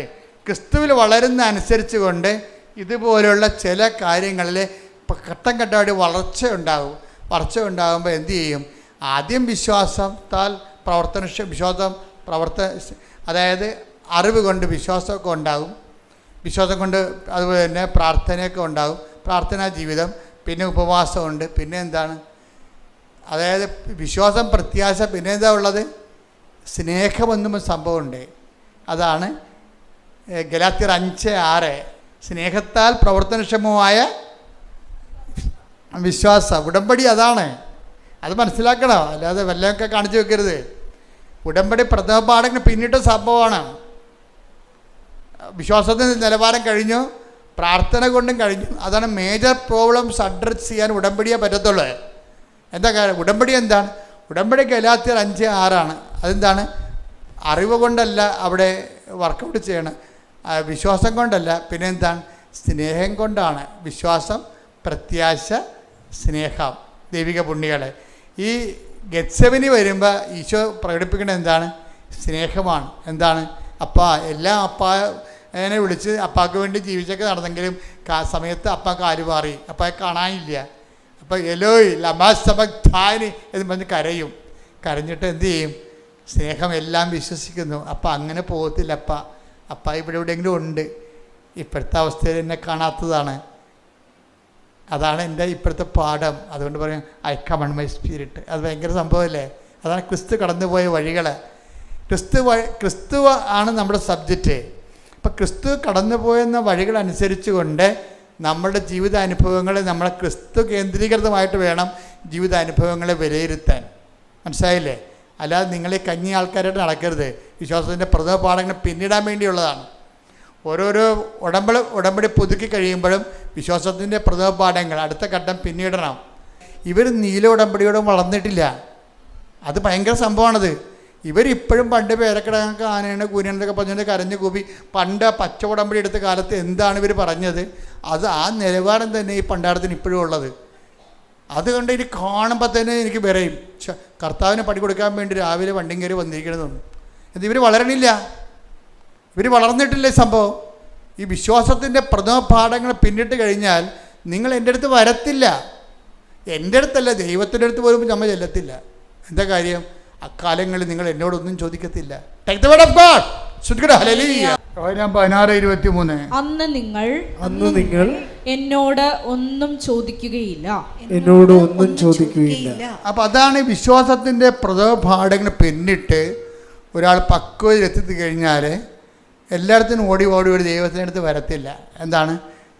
അപ്പ ഇവിടെ ഉണ്ടെന്നുള്ളത് എന്നെ കൈവിട്ട പോലെ എനിക്ക് തോന്നണത്, but I still believe in. എന്താണ്? എൻ്റെ വിശ്വാസം ഇപ്പോൾ വർക്കൗട്ട് ചെയ്യണത് കേൾവിയിൽ നിന്നൊന്നുമല്ല, പിന്നെ എന്താണ്? പ്രത്യാശയിൽ നിന്നുള്ള വിശ്വാസം വർക്കൗട്ട് ചെയ്യണത് സ്നേഹം കൊണ്ടാണ്. സ്നേഹത്താൽ പ്രവർത്തനക്ഷമമായ വിശ്വാസമായതുകൊണ്ട് എന്ത് ചെയ്യും? 1 Corinthians 13:7 വർക്കൗട്ട് ചെയ്യണം. അപ്പോൾ അത് വളർച്ചയുടെ പ്രഥമ പാഠം പിന്നിട്ട് കഴിഞ്ഞാൽ പക്വതയേക്കല്ല വളരണത്. അപ്പോൾ പക്വത എന്ന് പറഞ്ഞാൽ എന്താണ്? അത് ഈ 1 Corinthians 13:7. സ്നേഹം സകലതും സഹിക്കുന്നു. സ്നേഹം സകലതും സഹിക്കുന്നു, സകലതും വിശ്വസിക്കുന്നു. വിശ്വസിക്കുന്നു. ഇതാണ് വിഷയം. അതായത് ആ കുരിശിൽ സംഭവിക്കണ ഇതാണ്. ഏലോയ് ഏലോയ് ലമാ സബക്താനി എന്ന് ഈശോ ചോദിക്കത്തില്ലേ? അപ്പം നീ എന്നെ കൈവിട്ടോന്ന് ചോദിക്കണില്ലേ? എന്നിട്ട് എന്താ പറയണത്? അതായത് അവിടെ ഈശോയുടെ ഉപവാസം കഴിഞ്ഞു, പ്രാർത്ഥന കഴിഞ്ഞു, ഉപവാസം കഴിഞ്ഞു. പക്ഷേ ദൈവം കൈവിട്ട പോലെ ആയിപ്പോയി. പ്രാർത്ഥിച്ചിട്ട് നിന്നില്ലല്ല, പ്രാർത്ഥിച്ച് നിന്നോ? പിന്നെ എന്താണ്? പിന്നെ ഇത് ഈശോ ഉപവസിച്ചു. കഴിക്കുന്ന ഈ ഒടുക്കത്തെ താഴത്തിൽ ഇരുന്നുകൊണ്ട് 10 ദിവസം പറയുന്നുണ്ട്, കഴിക്കണില്ലേ എന്ന് പറയും. അപ്പോൾ ഈശോ പറയും, എനിക്കൊരു ഉപവാസമാണ്, നാളെ ഈ സമയത്ത് അപ്പായുടെ കൂടെ മേശപ്പുറത്ത് പെസക ഞാൻ കഴിക്കും, സ്വർഗീയ എഴുന്നേശാലയിലെന്ന് പറയും. എന്നിട്ട് അവൻ എഴുന്നേരുന്നിട്ടും ഭയങ്കരമായൊരു സ്വസ്ത്രഗീതം ആലപിക്കും. എല്ലാവരും കൈയടിച്ച് പ്രാർത്ഥിച്ചുതിച്ച് പുറത്തു പോകും. കുറച്ച് കഴിയുമ്പോൾ അവൻ താഴെ വീഴും. എന്താ കാര്യം? ഇത്രയും പ്രാർത്ഥന ഉപവാസം ഉണ്ടെങ്കിലും അവന് അഭിമുഖീകരിക്കേണ്ട വിഷയത്തെ കൈകാര്യം ചെയ്യാൻ ഈ പ്രാർത്ഥനയ്ക്ക് ഉപവാസത്തിനും പറ്റണില്ല. അതാണ് വിഷയം. ആ വീണുപോയി. ആ വീണിട്ട് പിന്നെ അവൻ്റെ കയ്യിൽ നിന്നെല്ലാം വിട്ടുപോകണുണ്ട്. അവൻ ലോകത്തിൻ്റെ പാപത്തിൻ്റെ ശാപത്തിന് വേണ്ടി സ്വയം ഏറ്റെടുത്തപ്പോൾ അതിൻ്റെ വേദനയും നീറ്റലും എല്ലാം അവൻ അനുഭവിച്ചു. അവൻ കുറിച്ച് തൂങ്ങി തർക്കപ്പെട്ട് അപ്പോൾ അവന് സങ്കടമായി. പ്രാർത്ഥന കൊണ്ടും ഉപവാസം കൊണ്ടും കുരിശിനെ അതിജീവിക്കാൻ പറ്റണില്ല. അപ്പോൾ എന്ത് പറഞ്ഞു? ഏലോയ് ലമാ സബക്താനി, എന്താണ് നീ എന്നെ ഉപേക്ഷിച്ചത്? അപ്പോൾ പരിശുദ്ധാത്മാവ് വിട്ടുപിരിയാതെ നിന്നിട്ട് പറഞ്ഞു, അപ്പായല്ലേ ഇപ്പം നീ കാണാതിരിക്കാനുള്ള, ഇനി 1 മിനിറ്റ് കഴിയുമ്പോൾ ഞാനും കൂടി പോകാൻ അപ്പ എനിക്ക് ആ കമാൻഡ് തന്നിട്ടുണ്ട്. അതുകൊണ്ട് ഞാനും പോകാൻ പോവുകയാണ്. നീ ഒരു പണി ചെയ്യണം. സ്നേഹം എല്ലാം വിശ്വസിക്കുന്നു. അപ്പ ഇവിടെ ഉണ്ടെന്ന് നീ വിശ്വസിക്കണം. എന്നിട്ട് നീ അപ്പായിക്ക് നിൻ്റെ ആത്മാവിനെ ഏൽപ്പിക്കണം. ഉടനെ അവൻ പറഞ്ഞു, പരിശുദ്ധാത്മാവ് ഇറങ്ങിപ്പോവുകയും ആ ഒറ്റ വാക്ക് ആ സമയത്ത് അവൻ പറഞ്ഞുകൊണ്ടിരുന്ന്, ഐ കമൺ മൈ സ്പിരിറ്റ്. എന്നിട്ട് അവൻ തല വലത്തേക്ക് ചായച്ചു, ജീവൻ സമർപ്പിച്ചെന്ന് പറയും. ഇതാണ് സ്നേഹത്താൽ പ്രവർത്തനക്ഷമമായ വിശ്വാസം. കൈയടിക്കട്ടെ, ശ്രുതിക്കട്ടെ, ഹല്ലേലൂയ. ഇതിൻ്റെ വിഷയം എന്ന് പറയണത്, ഉടമ്പടി എപ്പോഴും ടാർഗറ്റ് ചെയ്യുമ്പോൾ അതെന്താണ്? ഉടമ്പടി എന്താണ്? സ്നേഹത്താൽ പ്രവർത്തനക്ഷമമായ വിശ്വാസത്തിലേക്കുള്ള യാത്രയാണത്. അപ്പം അതുകൊണ്ട് എന്താ ചെയ്യണമെന്ന് പറഞ്ഞാൽ, ചില കാര്യങ്ങളെ നമ്മൾ ആക്ടിവേറ്റ് ചെയ്യണമെങ്കിൽ നമ്മളുടെ പ്രാർത്ഥന പോരാതെ വരും, ഉപവാസം പോരാതെ വരും. മനസ്സിലായില്ലേ? എന്താ കാര്യം വെച്ചാൽ, ഇപ്പോൾ ഒരു പിശാച് ബാധിതനെ കർത്താവ് ഉയർപ്പിച്ചല്ല, അല്ല അവനെ വിടുവിച്ചേ. അപ്പോൾ പിശാച് ബാധിതൻ പറഞ്ഞേ, നീ എവിടെ പോയാലും ഞാൻ നിന്നെ അനുഗമിക്കുമെന്ന് പറഞ്ഞു. അപ്പോഴെന്താ ഈശോ പറഞ്ഞത്? നീ എൻ്റെ കൂടെ വരണ്ട, വീട്ടിൽ പോടാന്ന് പറഞ്ഞു. എന്താ കാര്യം? അവന് കർത്താവിൻ്റെ കൂടെ വരാനുള്ള ഇവാഞ്ചലിസ്റ്റ്, ഈ സ്നേഹത്താൽ പ്രവർത്തനക്ഷമമായ വിശ്വാസത്തിലേക്ക് വരണമെന്നുണ്ടെങ്കിൽ ചിലത് കർത്താവിൻ്റെ കൂടെ നടക്കത്തില്ല. കർത്താവിൻ്റെ കൂടെ നടക്കാനുള്ള യോഗ്യത ലഭിക്കത്തില്ല. കർത്താവിനോട് നടക്കുന്നതല്ല, നടക്കാനുള്ള യോഗ്യത ലഭിച്ചില്ല. ഇപ്പോൾ ചില സൗഖ്യങ്ങളൊക്കെ നമുക്ക് കിട്ടും, വിടുതൽ കിട്ടും. അതുകൊണ്ട് ക്രിസ്തു നിങ്ങളുടെ കൂടെ ഉണ്ടെന്ന, ക്രിസ്തുവിനെ പരിചരിക്കാൻ നിങ്ങൾക്ക് കഴിയുമെന്ന ഒന്നും വിശ്വസിക്കരുത്. അത് വേറെ ഇൻസ്ട്രുമെൻറ്റാണ്. അതാണ് ആ പിശാച് ബാധനെ അയാൾക്ക് വലിയൊരു അനുഗ്രഹമാണ് ചെയ്തത്. ഇത്രയും നാൾ അയാളെ പിശാചിൽ കെട്ടിയിട്ടിരിക്കുകയായിരുന്നു, ഒന്ന് കൈയും കാര്യം കെട്ടിയിട്ടിരിക്കുകയായിരുന്നു. അയാളെ കർത്താവ് അഴിച്ചു വിട്ടു, ഭയങ്കര അനുഗ്രഹം കിട്ടി അയാൾക്ക്. പക്ഷേ അയാൾ കർത്താവിനോട് പറഞ്ഞു, നീ എവിടെ പോയാലും ഞാൻ നിന്നെ അനുഗമിക്കും. അപ്പോൾ പറഞ്ഞു, അതിന് വേറെ സ്കൂളാണ്, അതിനവിടെ പഠിക്കേണ്ടി വരും, ഇപ്പോൾ തൽക്കാലം വീട്ടിൽ പോകാൻ പറഞ്ഞു. എന്നുവെച്ചാൽ എത്ര അനുഗ്രഹം കിട്ടിയാലും എത്ര വലിയ സാക്ഷ്യം പറഞ്ഞാലും ഈശോ പറയും തൽക്കാലം വീട്ടിൽ പോകാൻ പറയും. എന്താ കാര്യം? ക്രിസ്തുവായിരിക്കണം നമ്മുടെ ലക്ഷ്യം. അതിന് വേറെയാണ് വിഷയം. അതിന് ഈ പ്രോസസ്സിംഗ് ഉണ്ട്. എല്ലാ കാലവും വയറ്റിപ്പഴപ്പിന് വേണ്ടി ക്രിസ്തുവിൻ്റെ കൂടെ നടന്നാൽ നമുക്ക് ഒത്തിരി കാലം നടക്കാൻ പറ്റത്തില്ല. ഞാൻ പറഞ്ഞു വന്ന ഭാഗം, ഒരു പിശാച് ബാധനെ കർത്താവ് ഒഴിപ്പിച്ച് കഴിഞ്ഞപ്പോൾ ആ പിശാച് ബാധിതൻ ഈശോനോട് പറയും, ഞാൻ നിന്നെ അനുഗമിക്കാമെന്ന് പറയും. അപ്പോൾ ഈശോ പറയും, നീ വീട്ടിൽ പോയി കർത്താവ് നിന്നോട് ചെയ്ത കാര്യങ്ങൾ അവരോട് പറയണം. അതാണ് ഇവാഞ്ചലൈസേഷൻ എന്ന് പറയണത്. അപ്പോൾ മനസ്സിലായില്ലേ? ലൂക്ക 8:38-39. ലൂക്ക 8:38-39. പിശാച് ബാധയൊഴിഞ്ഞ ആ മനുഷ്യൻ അവന്റെ കൂടെ ആയിരിക്കാൻ അനുവാദം ചോദിച്ചു. എന്നാൽ അവനെ തിരിച്ചയച്ചുകൊണ്ട് യേശു പറഞ്ഞു, നീ വീട്ടിലേക്ക് തിരിച്ചുപോയി ദൈവം നിനക്ക് ചെയ്തത് എന്തെന്ന് അറിയിക്കുക. ഇതാണ് ഒരു പ്രശ്നം. അതായത് പ്രാർത്ഥന, ഉപവാസം. പിന്നെ എന്താ ഉള്ളത്? പ്രാർത്ഥന ഉപവാസം കഴിഞ്ഞാലും ഇനി പിശാച് ബാധ വരെ ഒഴിഞ്ഞു പോയാലും പിന്നെയും നമ്മൾക്ക് മേജർ മിറക്കിൾസ് നമ്മുടെ ജീവിതത്തിൽ സംഭവിച്ചാലും അടുത്ത സിലബസ് എന്ന് പറഞ്ഞാൽ എന്താണ്? സുവിശേഷവൽക്കരണമാണ്. മനസ്സിലായില്ലേ? ഉടമ്പടിക്കൊപ്പം വളരണ്ടേ? നിങ്ങളുടെ പേപ്പറിൻ്റെ കളർ മാറ്റിയിരിക്കുന്നത് എന്തിനാണ്? അങ്ങനെ കളർ മാറ്റാൻ കാര്യം നിങ്ങളുടെ ഗ്രേഡ് നിശ്ചയിക്കുകയാണ്. പച്ച, പിന്നെന്താണ് നീല, പിന്നെന്താണ് വെള്ള, പിന്നെന്താണ് സിൽവർ ഗ്രേ. ഇനി ഇന്ദ്രനീലമുണ്ട്, കൊടുത്തിട്ടില്ല, കൊടുക്കും. ഇവാഞ്ചലിസ്റ്റ് മാത്രമേ ഇന്ദ്രനീലം കൊടുക്കത്തുള്ളൂ. അത് അങ്ങനെ ഒരാളെ കണ്ടെത്തണം നമ്മൾ. എന്താ വിഷയം എന്ന് പറയണത്? ഈ ഉടമ്പടി പുതുക്കുന്നവർ ശ്രദ്ധിച്ച് കേൾക്കണം ഈ ക്ലാസ്സുകൾ. അതായത് ആ പച്ചയുടെ കാലം കഴിയുമ്പോൾ പ്രഥമ പാഠം പിന്നിട്ടു. പിന്നെ എന്താണ്?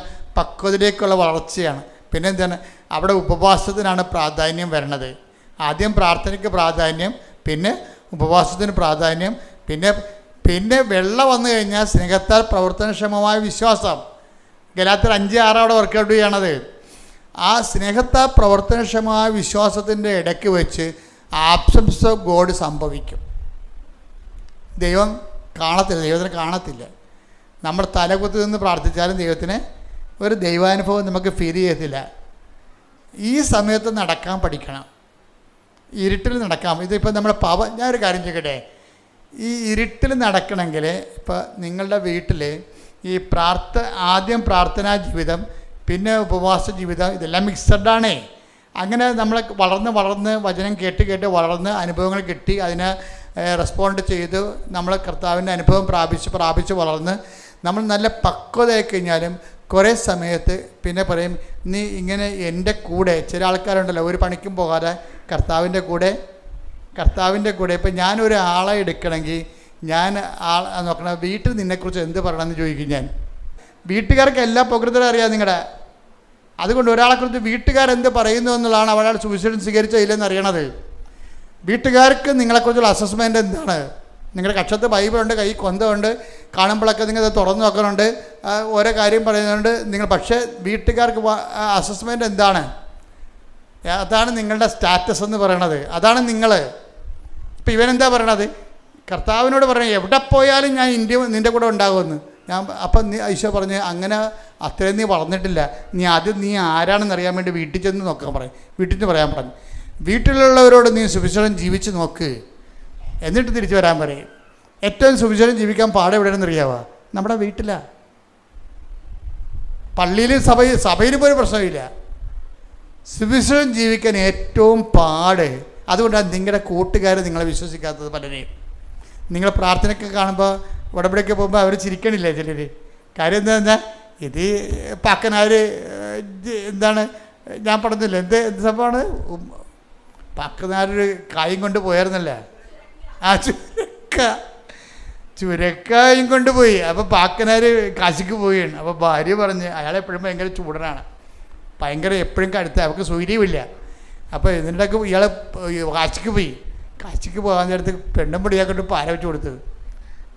അത് ഞാൻ പോകുമ്പോൾ ആ ചുരക്കായും കൊണ്ട് പോയിക്കോ, എന്നിട്ട് എല്ലാ വെച്ച് തൊഴിലണ എല്ലാ അമ്പലക്കുളത്തിലും ചുരക്കായ് നിങ്ങൾ കുളിച്ച് പൊങ്ങുമ്പോൾ ചുരക്കായും മുക്കി പൊക്കാൻ പറയും.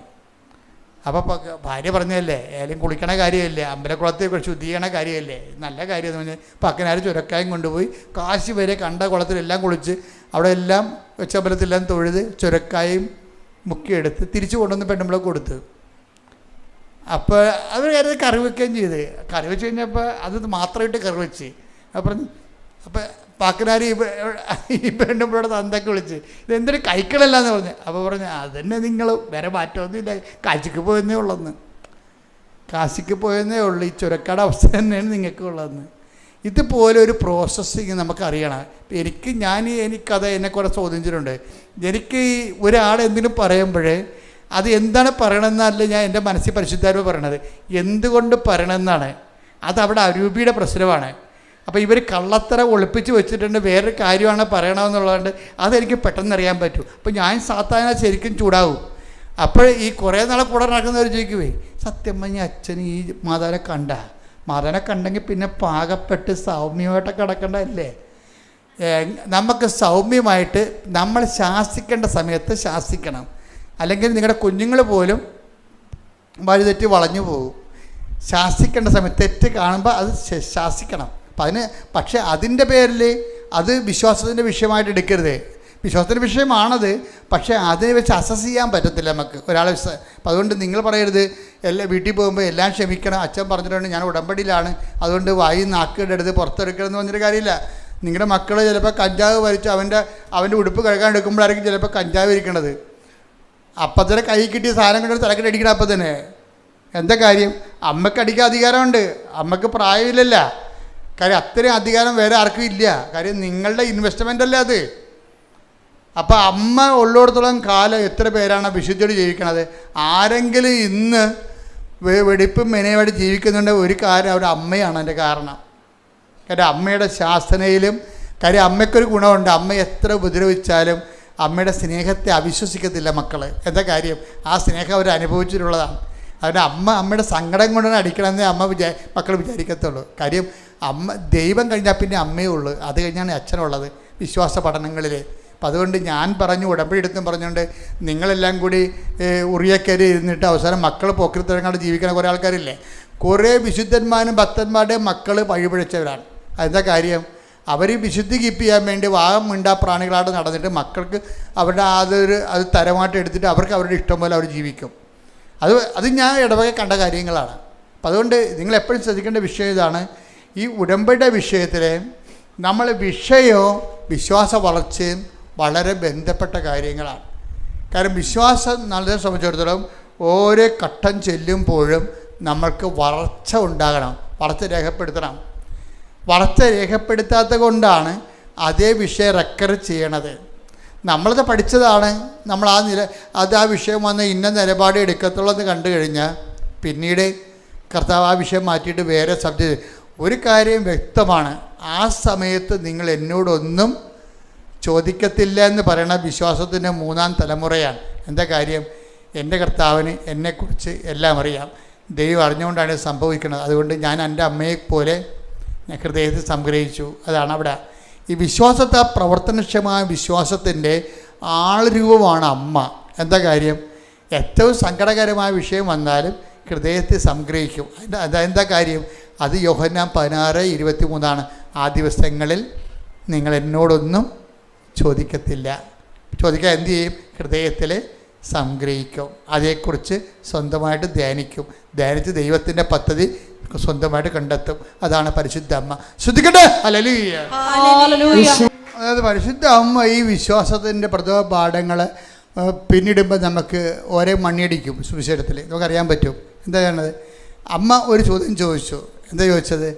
നീ എന്താ ഞങ്ങളോട് ഇങ്ങനെ ചെയ്തത്? നമുക്കെല്ലാം വേണ്ടി ചോദിച്ചതാണ്. എല്ലാവർക്കും ചോദിക്കാം. ഭർത്താവ് ഇപ്പോൾ 35-ാമത്തെ വയസ്സ് ഭർത്താവ് മരിച്ചു പോയവരില്ലേ, അവിടെ മനസ്സിൽ അവരെന്നും ചോദിക്കും, എന്താ നീ ഞങ്ങളോട് ഇങ്ങനെ ചെയ്യണം? എൻ്റെ അനിയത്തി ഭർത്താവിനെ കൊണ്ട് അവരുടെ മക്കളൊക്കെ ആയിട്ട് അവർ കാറിൽ എല്ലാ ദിവസവും ശനിയാഴ്ച പോയി അവർ ഹോട്ടലിൽ പോയി ഭക്ഷണം കഴിക്കുന്നുണ്ട്. എന്നെ വിളിക്കാനും തിരക്കാനില്ല, എനിക്ക് മക്കളും ഇല്ല. നീ എന്താണ് എന്നോട് ഇങ്ങനെ ചെയ്തത്? ചോദിക്കാം. അതായത് നമുക്ക് ദൈവത്തോട് ചോദിക്കാൻ പറ്റുന്ന ഏറ്റവും വലിയ ചോദ്യമാണത്. അമ്മ ചോദിച്ചത്, നമുക്ക് വേണ്ടി ചോദിച്ചതാണ്. നീ എന്താണ് ഇങ്ങനെ ഞങ്ങളോട് ചെയ്തത്? പക്ഷെ അതിന് ദൈവത്തിന് ഉത്തരവുണ്ട്. എന്താ കാര്യം? ഞാൻ എൻ്റെ പിതാവിൻ്റെ കാര്യത്തിൽ ഞാൻ എൻ്റെ പിതാവിന്റെ കാര്യത്തിൽ വ്യാപൃതനായിരിക്കേണ്ടവനാണെന്ന് നീ അറിയുന്നില്ലേ? അപ്പൊ പാഷൻ കാലം എന്ന് പറയുമ്പോൾ ബൈബിൾ അങ്ങനെ പാഷൻ കാലം എന്ന് പറയത്തില്ല. സങ്കടങ്ങളുടെ കാലം എന്ന് പറയുമ്പോൾ ഇപ്പം കൊച്ചു മരിച്ചു, ഗർഭത്തിൽ കിടന്ന് കൊച്ചു മരിച്ചു. ഇപ്പോൾ ഒരു അമ്മയുടെ സാക്ഷ്യം കണ്ടല്ലേ, ഞാൻ കഴിഞ്ഞ ദിവസം ഞാൻ കേട്ടത്. അതായത് ഒരു കുഞ്ഞു മരിച്ചു. അപ്പം ആ കുഞ്ഞു മരിച്ചപ്പോൾ ആ കുഞ്ഞ് മരിച്ചു പോയപ്പോൾ അവർക്ക് അതുപോലെ ഒരു കുഞ്ഞിനെ വേണം. ഇന്നലെ പറഞ്ഞതാണ്, സഹിക്കാൻ പറ്റണില്ല. 11 വയസ്സുള്ള മകൻ മരിച്ചു. അത് അപ്പോഴേ പിന്നെ ഇവർ അമ്മ ഭ്രാന്തായിപ്പോയി. അപ്പോഴേ അവർ നോൺ ക്രിസ്ത്യനാണ്. പക്ഷേ അമ്മയെ പരിചയപ്പെട്ടവർ പറഞ്ഞു, അമ്മേ എൻ്റെ കുഞ്ഞ് മരിച്ചുപോയി, എനിക്ക് ഭ്രാന്തായിപ്പോയി, എനിക്ക് ഇതുപോലെ ഒരു കുഞ്ഞിനെ തരണമെന്ന് പറഞ്ഞു. അത് ഒരു ആൺകുഞ്ഞിനെ തന്നെ തരണമെന്ന് പറഞ്ഞു. അതിനാണ് അവൾ ഉടമ്പടി എടുത്തിരിക്കുന്നത്. അപ്പോൾ അവൾക്ക് അങ്ങനെ കിടക്കാൻ കാര്യം, അവൾ ഉടനെ അമ്മ ഒരു ഓപ്പറേഷൻ കാണിച്ചു കൊടുത്ത് മനസ്സിൽ. ഇപ്പോൾ ഭർത്താവിനോട് പറഞ്ഞു, എടോ അവരെന്തോ വാസട്ടമയോ ട്യൂബട്ടമയോ ചെയ്തിരിക്കുന്ന ആൾക്കാരാണെന്ന് തോന്നുന്നു, അപ്പോൾ നമ്മളൊരു ഓപ്പറേഷൻ ചെയ്യണം, നമുക്കിനിയൊരു കുഞ്ഞിനെ തരുമെന്ന് അമ്മ പറഞ്ഞെന്ന് പറഞ്ഞു. അയാൾക്ക് അമ്മയിലൊന്നും വിശ്വാസമില്ല. പക്ഷെ ഭാര്യനെ വിശ്വാസമുള്ളതുകൊണ്ട്, ഭാര്യയെ സ്നേഹമുള്ളതുകൊണ്ട്, അവരുടെ സങ്കടം ഇങ്ങനെ ഇരിക്കണതുകൊണ്ട് പറഞ്ഞു, ശരി നമുക്കത് അഴിച്ച് രണ്ടാമത് ചെയ്യാമെന്ന് പറഞ്ഞു. അപ്പോഴങ്ങനെ അവർ പ്രഗ്നൻ്റായി. ഉടനെ പ്രഗ്നൻ്റായി കഴിഞ്ഞപ്പോൾ ഇവക്കൊരു ഇത് പെൺകുഞ്ഞാകരുത്, പെൺകുഞ്ഞാണെങ്കിൽ എനിക്ക് വേണ്ട, കാര്യം എൻ്റെ മകനാണ് മരിച്ചിരിക്കണമെന്ന് പറഞ്ഞു. അപ്പോൾ അമ്മ അവന് അതുപോലൊരു മകനെ തന്നെ തിരിച്ചു കൊടുത്ത്. അപ്പോൾ ചില സമയത്ത് നമുക്ക് അത് വിശ്വാസത്തിൻ്റെ പ്രഥമ പാഠങ്ങൾ കിടക്കണവർ അവർ കുറച്ചുകൂടി ഗ്രോത്താണ്, മകനേക്കാൾ വലുതാണ്, എൻ്റെ മകനല്ലേ പോയുള്ളൂ, എൻ്റെ ദൈവം പോയില്ലല്ല എന്ന് ചിന്തിക്കുന്നതാണ് അതിൻ്റെ സെക്കൻഡ് പാഠം എന്ന് പറയണത്. അപ്പോൾ അവർക്ക് പ്രയാസങ്ങളൊന്നുമില്ല, എൻ്റെ മകനല്ലേ പോയുള്ളൂ, അത് ദൈവഹിതം, എൻ്റെ ദൈവം എൻ്റെ ഇടയ്ക്ക് എന്ന് പോയില്ലല്ല എന്ന് പറയണത് സെക്കൻഡ് പാഠം. അപ്പോൾ അത് സെക്കൻഡ് പാഠം. അങ്ങനെ സെക്കൻഡ് പാഠത്തിലേക്ക് വരുമ്പോൾ ദൈവം എന്തു ചെയ്യും? ഹൃദയത്തിൽ സംഗ്രഹിക്കാനേ പറ്റത്തുള്ളൂ. അതാണ് വിഷയം. അപ്പോൾ ചില ആൾക്കാർക്കൊരു ചോദ്യമുണ്ട്, നീ എന്താണ് ഞങ്ങളോട് ഇങ്ങനെ ചെയ്തത്? അപ്പോൾ നീ എന്താണ് ഞങ്ങളോട് ഇങ്ങനെ ചെയ്തതെന്നാണ് അമ്മ ചോദിക്കണത്. അപ്പോൾ ഈശോൻ്റെ ഉത്തരം എന്താണ്? അമ്മ ഇതിനേക്കാൾ എൻ്റെ അമ്മയാണ്, ഇപ്പോൾ കുറച്ചുകൂടി സ്റ്റാൻഡേർഡ് കീപ്പ് ചെയ്യണം. അത് കറക്റ്റ് ചെയ്യേണ്ട അവിടെ എൻ്റെ അമ്മയാണ്. എന്താ എൻ്റെ അമ്മയ്ക്ക് അറിയണം എന്താണ് പിതാവിൻ്റെ കാര്യത്തിലാണ് ഞാൻ വ്യാപൃതനായിരിക്കേണ്ടത്. അപ്പോൾ അമ്മ കടന്നു പോകുന്ന ഒരു 3 ദിവസം എന്നെ കാണാതിരുന്നപ്പോൾ അമ്മ കടന്നുപോയ സങ്കടമില്ലേ? ആ സങ്കടം എന്താ സാധനം? അത് പിതാവിൻ്റെ കാര്യമാണെന്നാണ് പറയണത്. എന്ത് രസമാണ് ഈശോ സംസാരിക്കണത് കേൾക്കാൻ. പരിശുദ്ധാത്മാവില്ലാതെ ബൈബിൾ മനസ്സിലാവത്തില്ല. അതാണ് ഏറ്റവും വലിയ പ്രശ്നം. അതുകൊണ്ട് നിങ്ങളെപ്പോഴും ചെയ്യേണ്ടതെന്ന് അറിയാമോ? ബൈബിളൊക്കെ നിങ്ങളുടെ അടുത്ത് വായിക്കും, നോവൽ വായിക്കണ പോലെ എടുത്ത് അബ്രാഹത്തിൻ്റെ കഥ, ഇസഹാക്കിൻ്റെ കഥയൊക്കെ വായിക്കും. എന്നിട്ട് ഞാൻ ബൈബിൾ വായിച്ചെന്ന് പറയും. എന്താ ബൈബിൾ എഴുതിയിരിക്കണ പരിശുദ്ധാത്മാവാണ്. അയാളോട് ചോദിക്കണത് എങ്ങനെ എഴുതിയെന്ന്, എന്തിനെഴുതിയെന്ന് ചോദിക്കണം. പരിശുദ്ധാത്മാവിനോട് ചോദിച്ചിട്ട്, പരിശുദ്ധാത്മാവാണ് ഇതിൻ്റെ കാലാവസ്ഥ ഭേദങ്ങളെയും നമ്മളെ ഇത് പഠിപ്പിച്ചു തരണം. പരിശുദ്ധാത്മാവ് പഠിപ്പിച്ചു തരുന്നത്. അപ്പം പരിശുദ്ധാത്മാവിനെ വിട്ടിട്ട് നമുക്ക് ബൈബിൾ പഠിക്കാനോ ജീവിക്കാനോ സാക്ഷ്യപ്പെടുത്താനോ പറ്റത്തില്ല. അതുകൊണ്ട് ഉടമ്പടി ഒന്ന് പ്രാർത്ഥിച്ച കർത്താവായ ദൈവമേ, എൻ്റെ ജീവിതാനുഭവങ്ങൾക്ക് സമാന്തരമായി വ്യത്യസ്ത കാലാവസ്ഥകൾക്ക് വേണ്ടി എഴുതപ്പെട്ടിട്ടുള്ള വ്യത്യസ്ത വചനങ്ങളിലൂടെ ദൈവത്തെ അനുഭവിച്ച് ദൈവസ്നേഹത്തിന്റെ സാക്ഷികളായി ജീവിക്കുവാൻ എന്നെ സഹായിക്കണമേ. ശ്രുതികട ഹല്ലേലൂയ. നമ്മൾ എന്തെങ്കിലും ഒരു ഗ്യാപ്പ് വന്നാൽ അതിൻ്റെ പിന്നിൽ കിടന്നുകൊണ്ട് ഉടമ്പടി ഡൗൺ ആക്കരുത്. ചില സമയത്ത് ചില ഗ്യാപ്പുകൾ വരും അല്ലേ? ചില സമയത്ത് ദൈവത്തിൻ്റെ ഒരു ഇടപെടലും ഇല്ലാത്തൊരു സമയം ഉണ്ടാകും. ഇപ്പം നമ്മുടെ പ്രയാസങ്ങളിൽ നമ്മൾ നിലനിന്ന് പോകും. അപ്പോൾ ഈ അമ്മയും അതുപോലെ ഈശോനെ കാണാത്ത 3 ദിവസം ഉണ്ടായി. അപ്പോൾ അമ്മയും സങ്കടത്തിലൂടെ പോയി. അപ്പം അമ്മ അത് തിരിച്ച് ചോദിച്ചു, എന്താണ്, എന്തുകൊണ്ടാണ് നീ ഇങ്ങനെ ഞങ്ങളോട് ചെയ്തത് അല്ലേ? എന്തുകൊണ്ടാണ് നീ വായിച്ച ഭാവം വായിച്ചേ? ലൂക്ക 2:48. ലൂക്ക 2:48. അവനെ കണ്ടപ്പോൾ മാതാപിതാക്കൾ വിസ്മയിച്ചു. അവന്റെ അമ്മ അവനോട് പറഞ്ഞു, മകനെ നീ ഞങ്ങളോട് ഇങ്ങനെ ചെയ്തതെന്ത്? നിന്റെ പിതാവും ഞാനും ഉത്കണ്ഠയോടെ നിന്നെ അന്വേഷിക്കുകയായിരുന്നു. അവൻ അവരോട് ചോദിച്ചു, നിങ്ങൾ എന്തിനാണ് എന്നെ അന്വേഷിച്ചത്? ഞാൻ എന്റെ പിതാവിന്റെ കാര്യങ്ങളിൽ വ്യാപൃതനായിരിക്കേണ്ടതാണെന്ന് നിങ്ങൾ അറിയുന്നില്ലേ? ഈ പിതാവിന്റെ കാര്യം എന്ന് പറഞ്ഞാൽ എന്താണെന്നറിയാമോ? എപ്പോഴും നമ്മൾ ശ്രദ്ധിക്കണം, ഈ ആബ്സൻസ് ഒക്കെ വരുമ്പോഴെല്ലാം നമുക്ക് പ്രാർത്ഥനയ്ക്ക് ഉത്തരമില്ലാത്ത ചില ദിവസങ്ങളുണ്ടാകും. ശ്രദ്ധിക്കണം മക്കളെ, അച്ഛൻ പറയണത്, പ്രാർത്ഥനയ്ക്ക് ഉത്തരമില്ലാത്ത അടിയന്തര സാഹചര്യങ്ങൾ വരും. അത് ശരിക്കും പറഞ്ഞാൽ നമുക്ക് വേദനയും ക്ലേശവുമായിരിക്കും ആ സമയത്ത് ഉണ്ടാകണത്, ഇല്ലേ? അപ്പോൾ നമ്മൾ ചോദിക്കും, ഞാൻ ഉടമ്പടി എടുത്തതാണല്ല, എന്തായാലും ഞങ്ങളോട് ഇങ്ങനെ ചെയ്യണമെന്ന് നമ്മൾ ചോദിക്കും, ദൈവത്തോട് ചോദിക്കും. അപ്പോൾ ചോദിക്കുമ്പോൾ കർത്താവ് എന്താ പറയണത്? അത് പിതാവിൻ്റെ കാര്യമാണ്. എന്താ കാര്യം? പിതാവിൻ്റെ കാര്യം എന്താണ്? അതായത് പിതാവിൻ്റെ കാര്യമെന്ന് പറയുമ്പോൾ ഈശോ പിതാവിൽ നിന്ന് കൊണ്ടുവന്നത് എന്താണെന്ന് നമ്മൾ അറിയണം. നമ്മുടെ ജോലി, വീട്, വിവാഹം, പറമ്പ് വാങ്ങിക്കൽ അങ്ങനെയുള്ള ഏർപ്പാടല്ല. അത് പിതാവ് ഈശോയുമായിട്ട് ബന്ധമില്ലെങ്കിലും സാധാരണ നിരീശ്വരന്മാർക്ക് പോലും കിട്ടുന്ന കാര്യങ്ങളാണ്. പിതാവിൽ നിന്ന് ഈശോ കൊണ്ടുവന്ന തനത് ഗിഫ്റ്റ് എന്താണ്? കൃപയും സത്യവും അവൻ വഴി ഉണ്ടായി. അതാണ് കൃപയാണ് പിതാവിൽ നിന്ന് കൊണ്ടുവന്നത്. ഈശോ കൊണ്ടുവന്നത് എന്താണ്? കൃപ. എപ്പോഴും കൃപയെക്കുറിച്ച് പറയുമ്പോൾ പിതാവിനെ പിക്ചറിൽ ബൈബിളിൻ്റെ ഒരു രീതി അതാണ്. കൃപയെക്കുറിച്ച് പറഞ്ഞാൽ ഉടനെ ബൈബിള് പിതാവിനെ കൊണ്ടുവരൂ. അതാണ് 12:18 എടുത്ത്. 12:18. ഇതാ ഞാൻ തിരഞ്ഞെടുത്ത എൻ്റെ ദാസൻ, എൻ്റെ ആത്മാവ് പ്രസാദിച്ച എൻ്റെ പ്രിയപ്പെട്ടവൻ, ഞാൻ അവന്റെ മേൽ എൻ്റെ ആത്മാവിനെ അയക്കും. പിതാവിൽ നിന്ന് കൊണ്ടുപോകുന്നത് എന്താണ്? ഈ ആത്മാവാണ്. മനസ്സിലായില്ലേ? ആത്മാവ് പരിശുദ്ധാത്മാവിൻ്റെ കൃപാദാനങ്ങളാണ്. അതാണ് ഈശോ പറയണത്, ഞാൻ പിതാവിനോട് ചോദിക്കുകയും, പിതാവെന്ന് പറഞ്ഞാൽ പിന്നെ പരിശുദ്ധാത്മാവിന് നടപടിക്രമമെന്ന് എൻ്റെ അർത്ഥം. എന്താ കാര്യം? പിതാവിനോട് ഞാൻ ചോദിക്കുകയും നിങ്ങൾക്ക് MAക്ക് അഡ്മിഷൻ മേടിച്ച് തരികയും ചെയ്യും, അങ്ങനെയാണ് പറഞ്ഞത്. അല്ല, അതാണ് പ്രശ്നം. ഈ ക്യാഷ് ആൻഡ് കൈൻഡ് പരിപാടിക്ക് പിതാവ് വഴി ഡയറക്റ്റ് ബന്ധമില്ല. It is already given. അത് നമ്മുടെ ബുദ്ധിയും ബോധവും അനുസരിച്ച് നമ്മളത് ആർജിച്ചെടുക്കുകയാണ് ചെയ്യണത്. പിതാവ് രംഗത്ത് വന്ന പിതാവിൻ്റെ കാര്യമെന്ന് പറഞ്ഞ് വന്നാൽ അത് എന്താണ് സംഭവം? പിതാവിനോട് ചോദിക്കുകയും, എടുത്ത് വായിച്ചതിനെടുത്ത്, നിത്യവും നിങ്ങളോടുകൂടി ആയിരിക്കാൻ മറ്റൊരാശ്വാസകനെ വായിച്ചേ, ശ്രുതിക്കട്ടെ. ഹല്ലേലൂയ, ഹല്ലേലൂയ, ഹല്ലേലൂയ, ഹല്ലേലൂയ, ഹല്ലേലൂയ. യോഹന്നാൻ 14:16. യോഹന്നാൻ 14:16. ഞാൻ പിതാവിനോട് അപേക്ഷിക്കുകയും എന്നേക്കും നിങ്ങളോട് കൂടെ ആയിരിക്കാൻ മറ്റൊരു സഹായകനെ അവിടുന്ന് നിങ്ങൾക്ക് തരുകയും ചെയ്യും. അതായത് പിതാവിൻ്റെ കാര്യം എന്ന് പറയണതിൻ്റെ ഒരു കാര്യം, പരിശുദ്ധാത്മാവിനെ നമുക്ക് ലഭിക്കുന്നതാണ് പിതാവിൻ്റെ കാര്യം.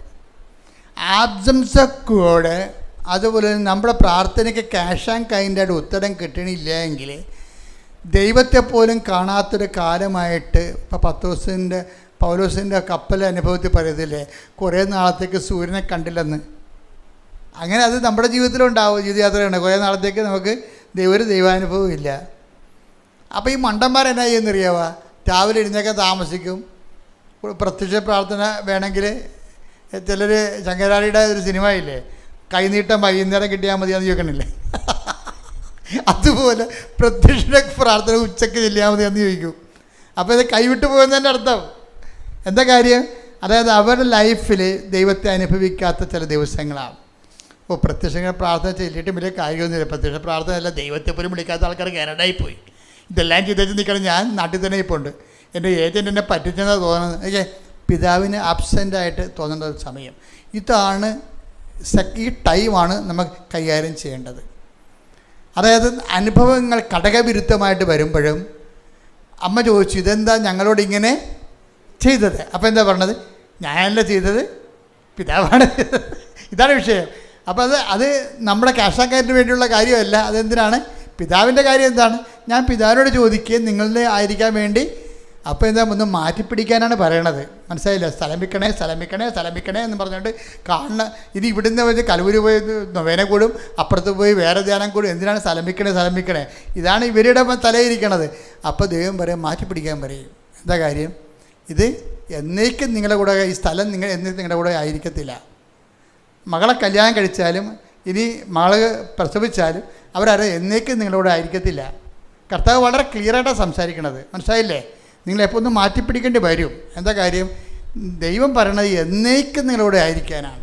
ഇപ്പോൾ ചില പറഞ്ഞാൽ, അച്ഛാ ഒരു ഓർഫണേജിൽ എവിടെയെങ്കിലും ആക്കിത്തരുമോ അച്ഛാ? എന്താ ഞാൻ പറയും, മക്കളെ എന്നെ ഉപേക്ഷിച്ചു വന്ന്. ഞാൻ പറയും, മക്കളെ ഉപേക്ഷിച്ചതല്ലേ സത്യം പറയുന്നത്. ഇവിടെ ചില വിരയന്മാർ സന്ധ്യയാലും പോകത്തില്ല. ഞങ്ങൾ പിന്നെ എവിടെയെങ്കിലും ഒരു കോൺവെൻറ്റിൽ കൊണ്ടുവരെ കിടത്തും. പക്ഷേ എന്താ അവർ പറയണത്? അവർ പറഞ്ഞ മക്കളെ ഉപേക്ഷിച്ചു, അച്ഛൻ കൊണ്ടുപോയി അനാഥാലയത്തിൽ തരാനാണ്. അപ്പോൾ മക്കളായാലും എന്നേക്കും നിങ്ങളോട് ആയിരിക്കത്തില്ല, അവർ ഉപേക്ഷിച്ചായിരിക്കത്തില്ല. നിങ്ങൾക്ക് നിങ്ങളുടെ ആ പഴയ സ്വാതന്ത്ര്യമായിട്ട് അവിടെ നിൽക്കക്കളി ഇല്ലാത്ത കാര്യമാണ് വന്നിരിക്കണത്. ചിലപ്പോൾ വന്ന ആൾക്കാർക്ക് നിങ്ങളുടെ സംസാരം പോലും ഇഷ്ടമുണ്ടാകത്തില്ല. നല്ല കാര്യം.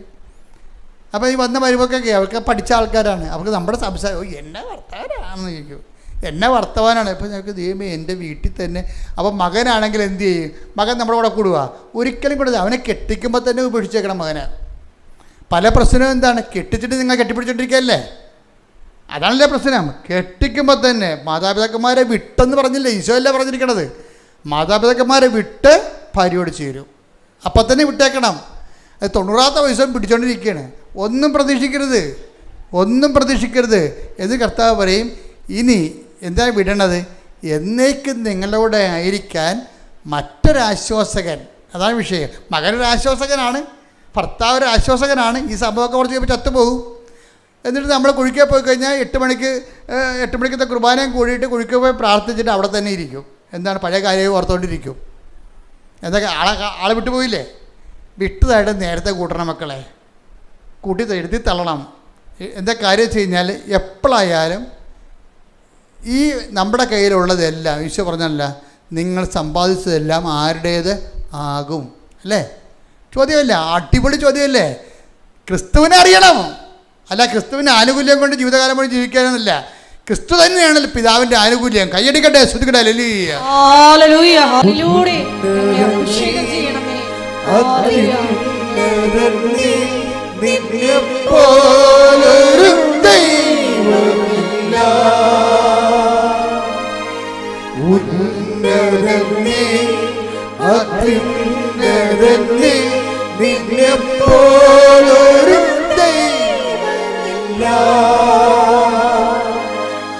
അത്ഭുതമാ അതിശയമാ നീ മാത്രമേ ദൈവമെന്നും. അത്ഭുതമാ അതിശയമാ നീ മാത്രമേ ദൈവമെന്നും. അതായത് എന്നേക്കും നിങ്ങളുടെ ആയിരിക്കാൻ മറ്റൊരാശ്വാസം അയച്ചു തരികയും ചെയ്യും. ആബ്സൻസിൻ്റെ കാര്യം ഇതുപോലെ ചില സമയത്ത് നീ ഞങ്ങളോട് ഇങ്ങനെ ചെയ്തത് എന്താണ്? ഞാൻ നിൻ്റെ പിതാവും കൂടി എന്തോരം നിന്നെ അന്വേഷിച്ചെന്നറിയാവോ? നിങ്ങൾ എന്തിനാണ് എന്നെ അന്വേഷിച്ചത്? എന്തിനാണ് നിങ്ങൾ ആദി കൊണ്ടത്? എന്തിനാണ് നിങ്ങൾ ഉത്കണ്ഠപ്പെട്ടത്? എന്തിനാണ് നിങ്ങൾ കണ്ണീർ വാർത്തത്? എന്താ കാര്യം? ഇത് പിതാവിൻ്റെ സമയമാണെന്നറിയാൻ പാടില്ലേ? പിതാവിൻ്റെ സമയം എന്താണ്? ഇത് പരിശുദ്ധാത്മാവിനെ സ്വീകരിക്കാനുള്ള സമയം. ഓരോ വേദനാ സമയങ്ങളും, മക്കൾ കൈവിട്ട്, ഭർത്താവ് കൈവിട്ട്, ഭാര്യ മരിച്ചെന്നൊക്കെ പറയുന്ന ഓരോ കാലങ്ങളും എന്തിൻ്റെതാണ്? എന്നേക്കും നിങ്ങളുടെ ആയിരിക്കും. ഇവരാരും എന്നേക്കും നിങ്ങളുടെ ആയിരിക്കത്തില്ല, ഉറപ്പല്ലേ? എന്നേക്കും ആയിരിക്കത്തില്ല മക്കളെ. നിങ്ങൾ 10 മാസം ചുവന്ന കാലത്ത് ഒന്നും പറയണ്ട, അത് അവസാനിപ്പിക്കട്ടെ. ഒരു കഥയില്ല. ആരുടെ ക്ലെയിം ഉണ്ടാക്കേണ്ട കാര്യമില്ല, ഒരു ക്ലെയിം മാത്രം. എന്താ സംഭവം? എന്നേക്കും നിങ്ങളുടെ കൂടെ ആയിരിക്കാൻ പ്രാർത്ഥിച്ചേ. കർത്താവേ, കർത്താവേ, അങ്ങയുടെ അങ്ങയുടെ പൊന്നുപോലത്തെ വചനം സൗജന്യമായി നൽകിക്കൊണ്ട് എന്നേക്കും എന്റെ കൂടെ ആയിരിക്കാൻ പിതാവിന് ലഭിക്കുന്ന പരിശുദ്ധാത്മാവിനാൽ എന്നെ അഭിഷേകം ചെയ്യണമേ. നാളുകളിൽ നിങ്ങൾ എന്നോട് ഒന്നും ചോദിക്കാതിരിക്കാൻ ഈ വെള്ളം കുടിക്കുന്നവൻ ഇനി ദാഹിക്കും. ഞാൻ തരുന്ന വെള്ളം കുടിക്കുന്നവർക്ക് ദാഹിക്കുകയില്ല. നീ തരുന്ന വെള്ളമായ പരിശുദ്ധാത്മാവിനെ ദാഹിക്കുന്നവൻ എന്റെ അടുത്ത് വരട്ടെ. തിരുനാളിന്റെ മഹാദിനത്തിൽ അവൻ എഴുന്നേറ്റ് ഉച്ചത്തിൽ പറഞ്ഞു, ആർക്കെങ്കിലും ദാഹിക്കുന്നെങ്കിൽ അവൻ എന്റെ അടുത്ത് വരട്ടെ. എന്നിൽ വിശ്വസിക്കുന്നവരുടെ ഹൃദയത്തിൽ നിന്ന് ജീവജലത്തിന്റെ അരുവികൾ ഒഴുകുക. തന്നിൽ വിശ്വസിക്കാനിരുന്നവരെ സ്വീകരിക്കാനിരുന്ന പരിശുദ്ധാത്മാവിനെ കുറിച്ചാണ് അവനത് പറഞ്ഞത്. ആത്മാവേ, പരിശുദ്ധാത്മാവേ, യേശുവിന്റെ ആത്മാവേ, യേശുവിന്റെ തിരുവിലാവിലെ മുറിവ് തുറന്നുകൊണ്ട് അവന്റെ സകലത്തിന്റെ സമ്മാനമായി, സ്വർഗത്തിന്റെ സമ്മാനമായി ഇറങ്ങി വന്ന ദൈവത്തിന്റെ വാഗ്ദാനമേ, പിതാവിന്റെ വാഗ്ദാനമേ, ആത്മാവേ, പരിശുദ്ധാത്മാവേ, നിറയണമേ, നിറയണമേ, എന്നെ ശക്തിപ്പെടുത്തണമേ. ദൈവത്തിന്റെ ഉടമ്പടി സുവിശേഷമായി പൂർത്തിയാക്കുവാൻ ആത്മാവേ, ദൈവത്തിന്റെ ആത്മാവേ വസിക്കണമേ.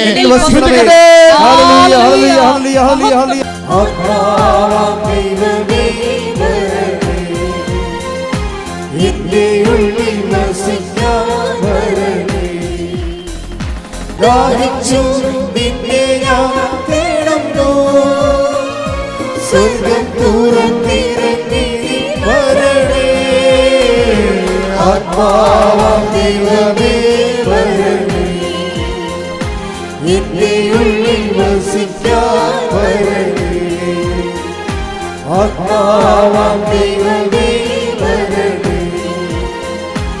എന്റെ ഉള്ളിൽ വസിക്കാൻ വരണേ. ഹല്ലേലൂയ, ഹല്ലേലൂയ, ഹല്ലേലൂയ.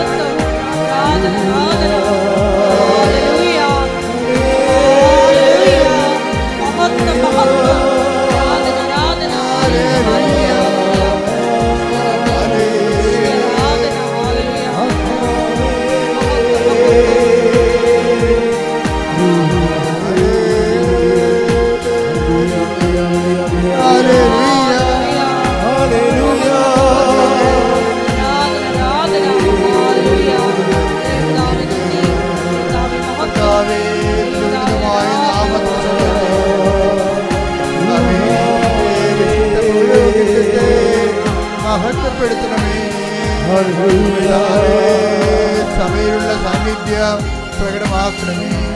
രോഗികൾ അങ്ങയുടെ ദിവസം പ്രാർത്ഥിക്കുന്ന കർത്താവേ, ഉദരരോഗമുള്ളവർ അങ്ങയുടെ ദിവസം പ്രാർത്ഥിക്കുന്ന കർത്താവേ, എന്റെ തിരുപ്രവാർന്ന വരതുകരാം ആണിപ്പെടുതാർന്ന അത്ഭുതകരാം ഉദരരോഗിടമേ വെക്കണമേ എന്ന് പ്രാർത്ഥിക്കുന്നു.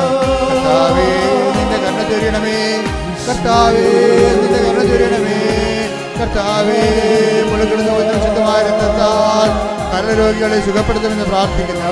കർത്താവേ, നിന്റെ വിശുദ്ധമായ രക്തത്താൽ കരരോഗികളെ സുഖപ്പെടുത്താൻ പ്രാർത്ഥിക്കുന്നു. കർത്താവേ, കണ്ണ തോന്നണമേ. മുഴുകിടത്ത് ഓർത്തിട്ട് കണ്ണ തോന്നണമേ. മുഴുകിടത്ത് ഓർത്ത് കണ്ണൻ രാവിലെ മുഴുവൻ ഓർത്ത് കരതരണമേ.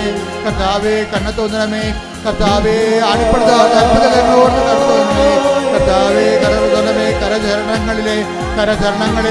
കരചരണങ്ങളിലെ ആണിപ്പഴുത് ഓർത്തുകൊണ്ട് കർത്താവേ, അങ്ങനെ മക്കളോട് കണ്ടത് മാർഗ രോഗങ്ങള്, പീഡാവേദികള്, ജീവിത ദുരിതങ്ങള് യേശുവിന്റെ നാമത്തിൽ, മാർഗരോഗങ്ങള്, സ്ഥിരവേദികള്, ജീവിത ദുരിതങ്ങള്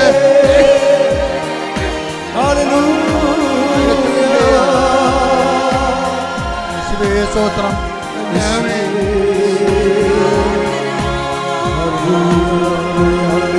കർത്താവേ കണ്ണ് തോന്നണമേ, കർത്താവേ കണ്ണ് തോന്നണമേ. ജോലിയില്ലാത്തവര്, വീടില്ലാത്തവര്, വഴിയില്ലാത്തവര്, ജോലിക്ക് വേണ്ടി ശ്രമിച്ചിട്ട് ലഭിക്കാത്തവര്, കർത്താവേ മാനസിക ഡിപ്രഷനുള്ളവര്, മനസ്സമാധാനം ഇല്ലാത്തവര്, കണ്ണ് തോന്നണമേ കർത്താവേ. ചരണങ്ങളിലെ ആണ് പഴുതുകൾ ഓർത്തുകൊണ്ട് കർത്താവേ ഉച്ചമുതൽ ഉള്ളങ്കാല് വരെ കർത്താവിൻ്റെ രക്തം പടരട്ടെ. എല്ലാ കൊച്ചങ്ങളിലും കർത്താവിൻ്റെ രക്തം പടരട്ടെ. എല്ലാ പേശികളിലും കർത്താവ് രക്തം പടരട്ടെ. എല്ലാ ഞാടി ഞരമ്പുകളിലും കർത്താവ് രക്തം പടരട്ടെ. കർത്താവേ കണ്ണ് തോന്നണമേ, പൗരോഹിത്യത്തെ മഹത്വപ്പെടുത്തണമേ. ശ്രുതികട്ടെ, ശ്രുതികട്ടെ. പൗരോഹിത്യത്തെ മഹത്വപ്പെടുത്തണമേ. കർത്താവേ കണ്ണ് തോന്നണമേ. മക്കളില്ലാത്തവരെ സ്പർശിക്കണമേ കർത്താവേ. ഭ്രാന്തി രോഗികളെ സ്പർശിക്കണ കർത്താവേ. ഭ്രാന്തുള്ളവരെ സ്പർശിക്കണ കർത്താവേ. മാനസിക രോഗങ്ങളുള്ളവരെ സ്പർശിക്കണ കർത്താവേ.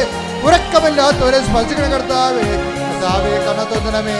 കർത്താവേ കണ്ണ് തോന്നണം. നിന്റെ തിരുവിലാവിലെ മുറിവിനെ ഓർത്തുകൊണ്ട് കർത്താവേ കണ്ണ് തോന്നണമേ. നിന്റെ ആണിപ്പെടുത്താവുന്ന അത്ഭുത കരങ്ങൾ ഓർത്തുകൊണ്ട് കർത്താവേ കണ്ണ് തോന്നണമേ. ചിരങ്ങ് രോഗികളെ, ചോരത്തവേ, ത്വക്ക് രോഗികളെ, പിശില രോഗികളെ, PCOD രോഗികളെ കർത്താവേ കണ്ണ് തോന്നണമേ. കർത്താവേ സ്പോണ്ടിലോസിസ് അസുഖമുള്ളവരെ കണ്ണ് തോന്നണമേ കർത്താവേ. ഓട്ടിസം രോഗികളെ കണ്ണ് തോന്നണമേ കർത്താവേ. അപസ്മാര രോഗികളെ കണ്ണ് തോന്നണമേ കർത്താവേ. കർത്താവേ കണ്ണ് തോന്നണമേ.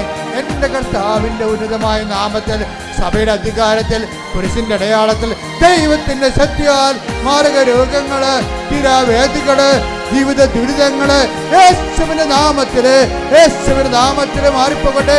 ശ്രുതിക്കട്ടെ, ശ്രുതിക്കട്ടെ.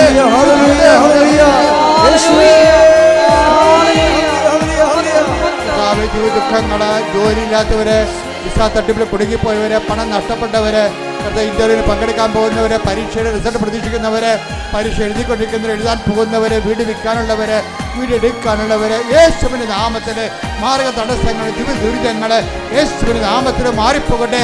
ശ്രുതിക്കട്ടെ.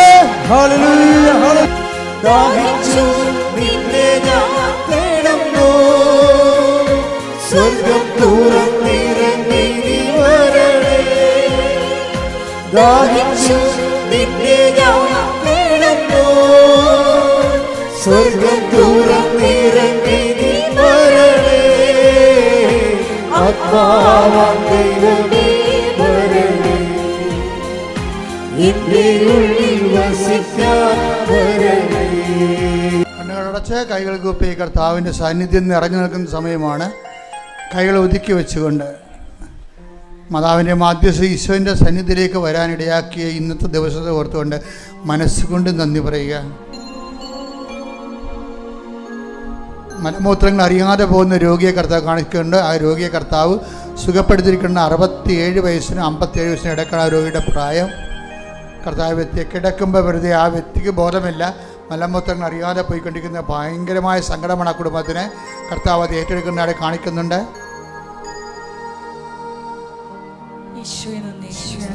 കൊല്ലണമെന്ന്, അതല്ലെങ്കിൽ ഒരു തരം കിട്ടിയ ഉപദ്രവിക്കണമെന്ന് വിചാരിച്ചുകൊണ്ട് ഒരു പാര വെക്കണമെന്ന് പറഞ്ഞ് അമ്പ ചെയ്തുകൊണ്ട് നിൽക്കുന്ന സംഭവമാണ്. കർത്താവ് വില്ല് മറച്ച് നിൽക്കുകയാണ്. എന്നാൽ മറ്റുള്ളവരെ ഉപദ്രവിക്കണം എന്നുള്ള നിൻ്റെ മനസ്സ്, നിന്നെ ഉപദ്രവിച്ചവരെ, നിന്നെ കൊച്ചാക്കിയോട് താത്തിക്കെട്ടിയവരെ തരം കിട്ടിയാൽ അവരോട് അതേ രീതി നാണയത്തിൽ തന്നെ പ്രതികരിക്കണമെന്ന് ആഗ്രഹിക്കുന്നവരുണ്ട്. പരിശുദ്ധാത്മാവ് പ്രവർത്തിക്കത്തില്ല. അതുകൊണ്ട് ആ വെള്ളം വാങ്ങിവെക്കാൻ ഈശോ പറഞ്ഞിരിക്കുന്നു. അത് നടപ്പിൽ വരുത്തുക. കർത്താവ് തീർച്ചയായിട്ടും എൻ്റെ വൈരാഗ്യബോധത്തെയും പകയെയും ഞാൻ എടുത്തു മാറ്റുന്നു. പകരം സ്നേഹവും ക്ഷമയും ദയയും നന്മയും വിശ്വസ്തയും കൊണ്ട് എന്നെ നിറക്കണമെന്ന് ആ വ്യക്തികൾ സ്വന്തമായിട്ട് പ്രാർത്ഥിക്കട്ടെ.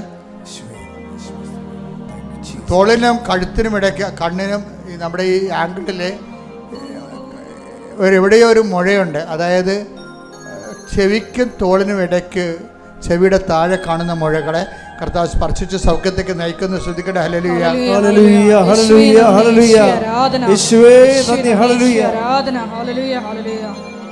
തൊലി മാറി മാറി വരികയും മസിലിൻ്റെ ഭാഗം മാംസം ശോഷിച്ചു വരികയും എല്ലുന്തി വരികയും എല്ലിന് ക്രമാതീതമായ വളർച്ച പ്രാപിക്കുകയും എല്ല് കൊത്തുന്ന സ്ഥലങ്ങളിൽ വേദനിക്കുകയും ചെയ്യുന്ന എല്ലിനെ കർത്താവ് സൗഖ്യപ്പെടുത്തിക്കൊണ്ടിരിക്കുന്നത്. ശ്രദ്ധിക്കട്ടെ. ഹല്ലേലൂയ, ഹല്ലേലൂയ, ഹല്ലേലൂയ, ഹല്ലേലൂയ, ഹല്ലേലൂയ. യേശുവേ നന്ദി. ഹല്ലേലൂയ. വീണ്ടും കക്ഷത്ത് മാറാതെ വേദന, എപ്പോഴും രോഗങ്ങൾ, മുഴകൾ പൊങ്ങി വരും, ചിലപ്പോൾ ചുട്ടിപ്പോകും. അത് സാധാരണമാണ്, സ്വാഭാവികമാണ്, നീറിറങ്ങി വീഴാണ് നമ്മൾ കരുതും. പക്ഷെ അങ്ങനെ അല്ലാത്തൊരു മുഴയെ കർത്താവ് ഇപ്പൊ സൗഖ്യപ്പെടുത്തിക്കൊണ്ടിരിക്കുന്നത്. കൈയടിച്ച് ശ്രദ്ധിക്കട്ടെ. ഹല്ലേലൂയ, ഹല്ലേലൂയ. യേശുവേ നന്ദി, നന്ദി കർത്താവേ. സന്ദേശത്തിന് നന്ദി പറയുന്നു. ഹല്ലേലൂയ. ടി എന്ന അക്ഷരത്തിൽ തുടങ്ങുന്ന വീണ് പോയെന്ന് കരുതുന്നു. ടി എന്ന അക്ഷരത്തിൽ തുടങ്ങുന്ന പേര് വീണ് പോയെന്ന് കരുതുന്നു. ഇനി മുന്നോട്ട് ഒന്നിനും ഞാനില്ല, മരിക്കും വരെ എവിടെയെങ്കിലും ഒതുങ്ങി ജീവിക്കാം, ഭക്ഷണം തന്നെ വേണമെന്നില്ല. ഡിപ്രഷൻ്റെ അവസാന രൂപമായി ജീവിതത്തെ അഭിമുഖീകരിച്ച് തോറ്റ്, അല്ലെങ്കിൽ അയാളെ തോപ്പിച്ചു. ദൈവം തോപ്പിക്കാതെ നിന്നെ ആർക്കും തോപ്പിക്കാൻ കഴിയത്തില്ലെന്ന് പരിശുദ്ധ അമ്മ പറയുന്നു. അമേരിക്കയിൽ ധ്യാനിപ്പിച്ചപ്പോഴേ അവിടെ ഫിലാഡൽഫിയയിൽ അവിടെ ധ്യാനിപ്പിക്കാൻ എന്നെ വിളിച്ച അച്ഛൻ, ഫിലിപ്പച്ചൻ, ലെനിനച്ഛൻ എന്നോട് ചോദിച്ചു, ഞാൻ പോരുന്നതിനൊരു ദിവസം ചോദിച്ചു, അച്ഛാ എപ്പോഴും ഞാൻ കരഞ്ഞുകൊണ്ടിരിക്കണേ, കർത്താവിൻ്റെ കാര്യങ്ങൾ കേൾക്കുമ്പോൾ എൻ്റെ കണ്ണ് നിറയും, കുർബാന അർപ്പിക്കുമ്പോൾ എൻ്റെ കണ്ണ് നിറയും, കർത്താവിൻ്റെ കാര്യങ്ങൾ കേൾക്കുമ്പോൾ ആരുടെയെങ്കിലും ദൈവാനുഭവം വരുമ്പോൾ എൻ്റെ കണ്ണ് നിറയും. എനിക്ക് ഭയങ്കര ചമ്മൽ തോന്നണം അച്ഛാന്ന് പറഞ്ഞ് എന്നെ മാറ്റി മുറി കൊണ്ടുപോയി വെച്ച് ചോദിച്ചതാണ്. ആത്മീയ കാര്യമായതുകൊണ്ട് നിങ്ങൾക്കും ഇത് ചിലപ്പോൾ ഗുണം ചെയ്യുമെന്ന് വിചാരിച്ചുകൊണ്ടാണ് ഞാൻ നിങ്ങളോട് പറയണത്. അപ്പോൾ എന്നോട് ചോദിച്ചാൽ അത് എന്താണെന്ന് ചോദിച്ചു. അപ്പോൾ ഞാൻ പറഞ്ഞു, അച്ഛൻ CP വർക്കി അച്ഛൻ്റെ പുസ്തകം ഒന്ന് വായിക്കണം, ജീവൻ്റെ പ്രകാശം എന്ന് അതിൻ്റെ പേരെന്ന് ഞാൻ പറഞ്ഞു. CP വർക്കി അച്ഛനെ മരിച്ചുപോയി, നമ്മുടെ ഷാലോവിൻ്റെ അച്ഛനായിരുന്നു, ഷാലോവിൻ്റെ സ്പിരിച്വൽ ഫാദറായിരുന്നു, വലിയ അച്ഛനായിരുന്നു. അപ്പോൾ അദ്ദേഹം ഒരു പുസ്തകം എഴുതിയിട്ടുണ്ട്, ജീവൻ്റെ പ്രകാശം. അതിൻ്റെ അകത്ത് ഒരു വാക്ക് മുഴുവനും കണ്ണീരിൻ്റെ വരങ്ങളെക്കുറിച്ച്, ദ ഗിഫ്റ്റ് ഓഫ് ടീയേഴ്സ്. ഇപ്പോൾ ഞാൻ ഇവിടെ വന്നപ്പോൾ നമ്മുടെ ലസക്ഷൻ ആൾക്കാർ അത് തന്നെയാണ് പറഞ്ഞുകൊണ്ടിരിക്കണം. ഇപ്പോൾ ഞാൻ ഇത് തമ്മിൽ ഇൻ്റർ കണക്റ്റഡാണ്. അച്ഛൻ പറഞ്ഞത് ഈ ആഴ്ചയിൽ, അതായത് ഏഞ്ചൽസ് താര എന്ന് പറഞ്ഞൊരു മോള് ഉടമ്പടി എടുത്ത്. ഇപ്പോൾ ഏഞ്ചൽ താരയുടെ പ്രശ്നം എന്ന് വെച്ച് കഴിഞ്ഞാൽ അവൾ MSc സ്റ്റുഡൻ്റാണ്, കെമിസ്ട്രി. പക്ഷേ അവളുടെ തീസിസ് എല്ലാം റിജക്റ്റ് ചെയ്യണം. അവിടെ ഈ ഗൈഡുമാരുടെ ഭാരം താങ്ങണം എന്തുമാത്രം ഈ മക്കൾക്ക് ഉണ്ടെന്നറിയാമോ? ഈ ഗൈഡുമാരായിട്ടുള്ളവരോടൊന്ന് കേൾക്കണേ, നിങ്ങളുടെ താഴെ വർക്ക് ചെയ്യുന്നവരോട് കുറച്ച് കരുണ കാണിക്കണം. നിങ്ങളുടെ വിദ്യാഭ്യാസത്തിൻ്റെയും സങ്കീർണമായ നിങ്ങളുടെ ഔന്നത്യം അവിടെ മേലെ അടിച്ചേൽപ്പിക്കാൻ വേണ്ടി നോക്കിയിട്ട് കാര്യമില്ല. അവരുടെ ടെൻഷൻ, അവരാണെങ്കിൽ പ്രോജക്റ്റ് ചെയ്യുന്നവർ അനുഭവിക്കുന്ന ടെൻഷൻ നിസ്സാര ടെൻഷനല്ല. ഒത്തിരിപ്പേര് അമ്മ ഉടമ്പടിയിൽ ഒരു രക്ഷപ്പെടുത്തിയിട്ടുണ്ട്, ഞാൻ ആ സാക്ഷ്യം കേട്ടിട്ടുണ്ട്. അപ്പോൾ ഇവരുടെ പ്രശ്നം എല്ലാം ക്യാൻസൽ ചെയ്ത് കളയും, എല്ലാം ഒരു ഡീപ്രമോട്ട് ചെയ്ത് കളയും, ഒരു പ്രോജക്റ്റും അംഗീകരിക്കത്തില്ല. ഇവർക്ക് ഭ്രാന്ത് പിടിച്ചു. എന്നാൽ ഇവൾ എബോവ് ആവറേജ് നല്ല എലഗൻറ്റ് സ്റ്റുഡൻ്റാണ്, നല്ല കോൺഫിഡൻസ് ഉള്ള ആളാണ്. പക്ഷേ ഇയാളുടെ അടുത്ത് തോറ്റു പോകണം. അപ്പോൾ അവൾ അവസാനം ജീവിതം അടിയറ വെച്ച് ഇപ്പോൾ ആരോ പറഞ്ഞ് ഉടമ്പടി എടുത്ത അമ്മ മാതാവ് ഹെൽപ്പ് ചെയ്യുമെന്ന് പറഞ്ഞു. ഉടനെ കൊച്ചു വന്ന് ഉടമ്പടി എടുത്ത്, ഈ ഏഞ്ചൽ താര വന്ന് ഉടമ്പടി എടുത്ത് കഴിഞ്ഞപ്പോൾ പിന്നീട് ലൈഫ് ഉടമ്പടി ചില ആൾക്കാർക്ക്, ഞാൻ ഷിക്കാഗോയിൽ ധ്യാനിപ്പിച്ചപ്പോൾ അവിടുത്തെ ഒരു അച്ഛൻ എന്നോട് പറഞ്ഞെന്നറിയുക, എൻ്റെ അച്ഛനീ നടത്തിയ ധ്യാനമില്ലേ, ഇതിൻ്റെ അകത്തൊരു 20 വെള്ളക്കാർ പങ്കെടുത്തിരുന്നെങ്കിൽ അമേരിക്ക നന്നായേനെന്ന്. ഞാൻ എന്താ അങ്ങനെ പറയണേ? അല്ല, അവർ ഉടമ്പടി അവർ ചെയ്തില്ല, പക്ഷേ അവർ വിശ്വസിക്കുന്ന കാര്യം കൃത്യമായിട്ട് ചെയ്തിരിക്കും. ഉടമ്പടിയുടെ ഈ കാര്യം എല്ലാം അവർ ചെയ്യും. നമുക്കിനി അങ്ങനൊന്ന് ചിന്തിക്കുക അച്ഛാന്ന് പറഞ്ഞിട്ട് പോയി. എന്നുവെച്ചാൽ ആ മലയാളികളെന്ന് പറയുമ്പോൾ പകുതി ചെയ്യും, ഈ ഞാൻ പറഞ്ഞു വവ്വാലി കടിച്ച പോലെ ഇരിക്കും, പകുതി കടിക്കും, താഴെ കളയും. ഉടമ്പടി ഒരിക്കലും അങ്ങനെ ചെയ്യരുത്. ഈ ഏഞ്ചൽ സിദ്ധാരയുടെ ഉടമ്പടി ഗുണമെന്ന് പറയണത് അവൾ ചെയ്യണ കാര്യങ്ങൾ പക്ക സീരിയസ് ആയിരിക്കും. അതാണ് ഒരു ഉടമ്പടി. അവൾ ആദ്യമേ എഴുതിയ എന്താണെന്നറിയാം? പരിശുദ്ധാത്മാവിന് നൽകണമെന്ന് എഴുതിയിരിക്കണം. ആദ്യം ഇത്രയും പ്രശ്നങ്ങളുണ്ട് കൊച്ചിന്, പക്ഷേ ആദ്യം എഴുതിയിരിക്കണം എന്താണ്? എനിക്ക് പരിശുദ്ധാത്മാവിനെ നൽകണം. അത് ആ സെക്കൻഡ്. ദൈവത്തിലേത് പ്രശ്നം എന്ന് വെച്ചാൽ നമുക്ക് അലോട്ട് ചെയ്യാൻ പ്രൊവിഷനുള്ള സംഭവത്തെ ആദ്യം വെച്ചാൽ കിട്ടാൻ എളുപ്പമാണ്.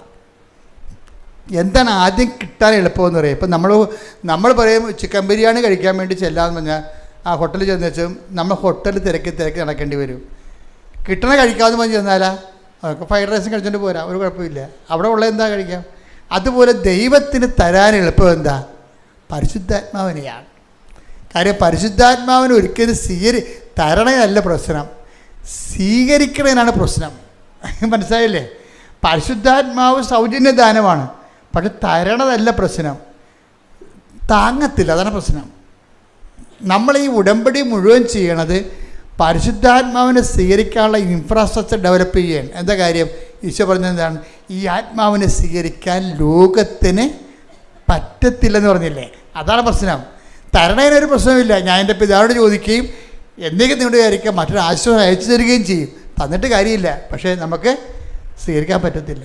അതെന്താണ്? ആ വചനം എടുത്ത് ശ്രുതികട്ടെ. ഹല്ലേലൂയ,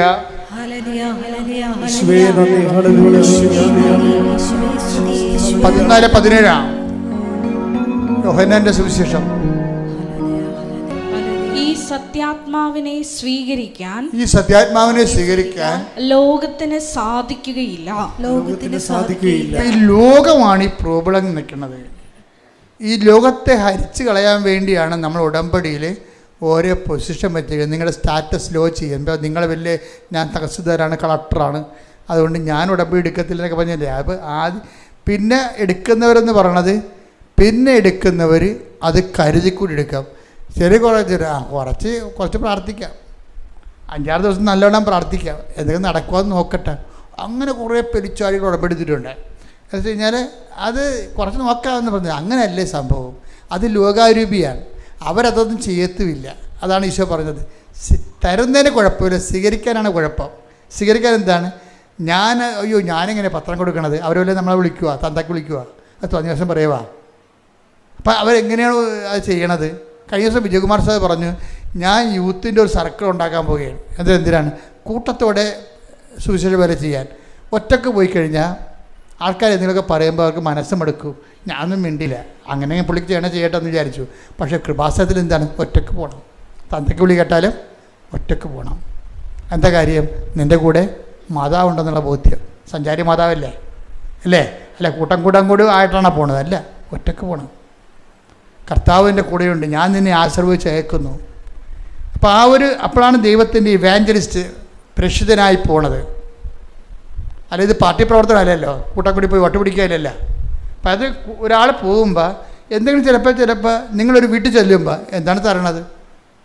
തന്നത് ഭക്ഷിക്കാൻ പറയും. ചിലപ്പോൾ അവർ നമ്മളെ തന്തക്ക് വിളിക്കും. ഇത് ഭ്രാന്താണ് നിങ്ങൾക്ക്, ഇതൊക്കെ പറ്റിപ്പും കൊണ്ട് നടക്കണമെന്ന് ചോദിക്കും. അതായത് അപ്പം ഒരു വീട്ടിൽ ചെന്നാൽ കിട്ടണ ഭക്ഷിക്കാനല്ലേ പറയണത്. അല്ല, ഇത് ഞാൻ എടുക്കത്തില്ല, വേറെ തരാൻ പറയുക, ആരും പറയത്തില്ല. അപ്പം കർത്താവിൻ്റെ നാമത്തിലാണ് നമ്മൾ പോണത്. അപ്പം അങ്ങനെ വരുമ്പോൾ പരിശുദ്ധാത്മാവ് നിന്നിലിങ്ങനെ നിറഞ്ഞു നിൽക്കും. പിന്നെ നീ നേടിയതെല്ലാം എന്താണ്? നിനക്ക് ദൈവം തന്ന ദാനമാണ്.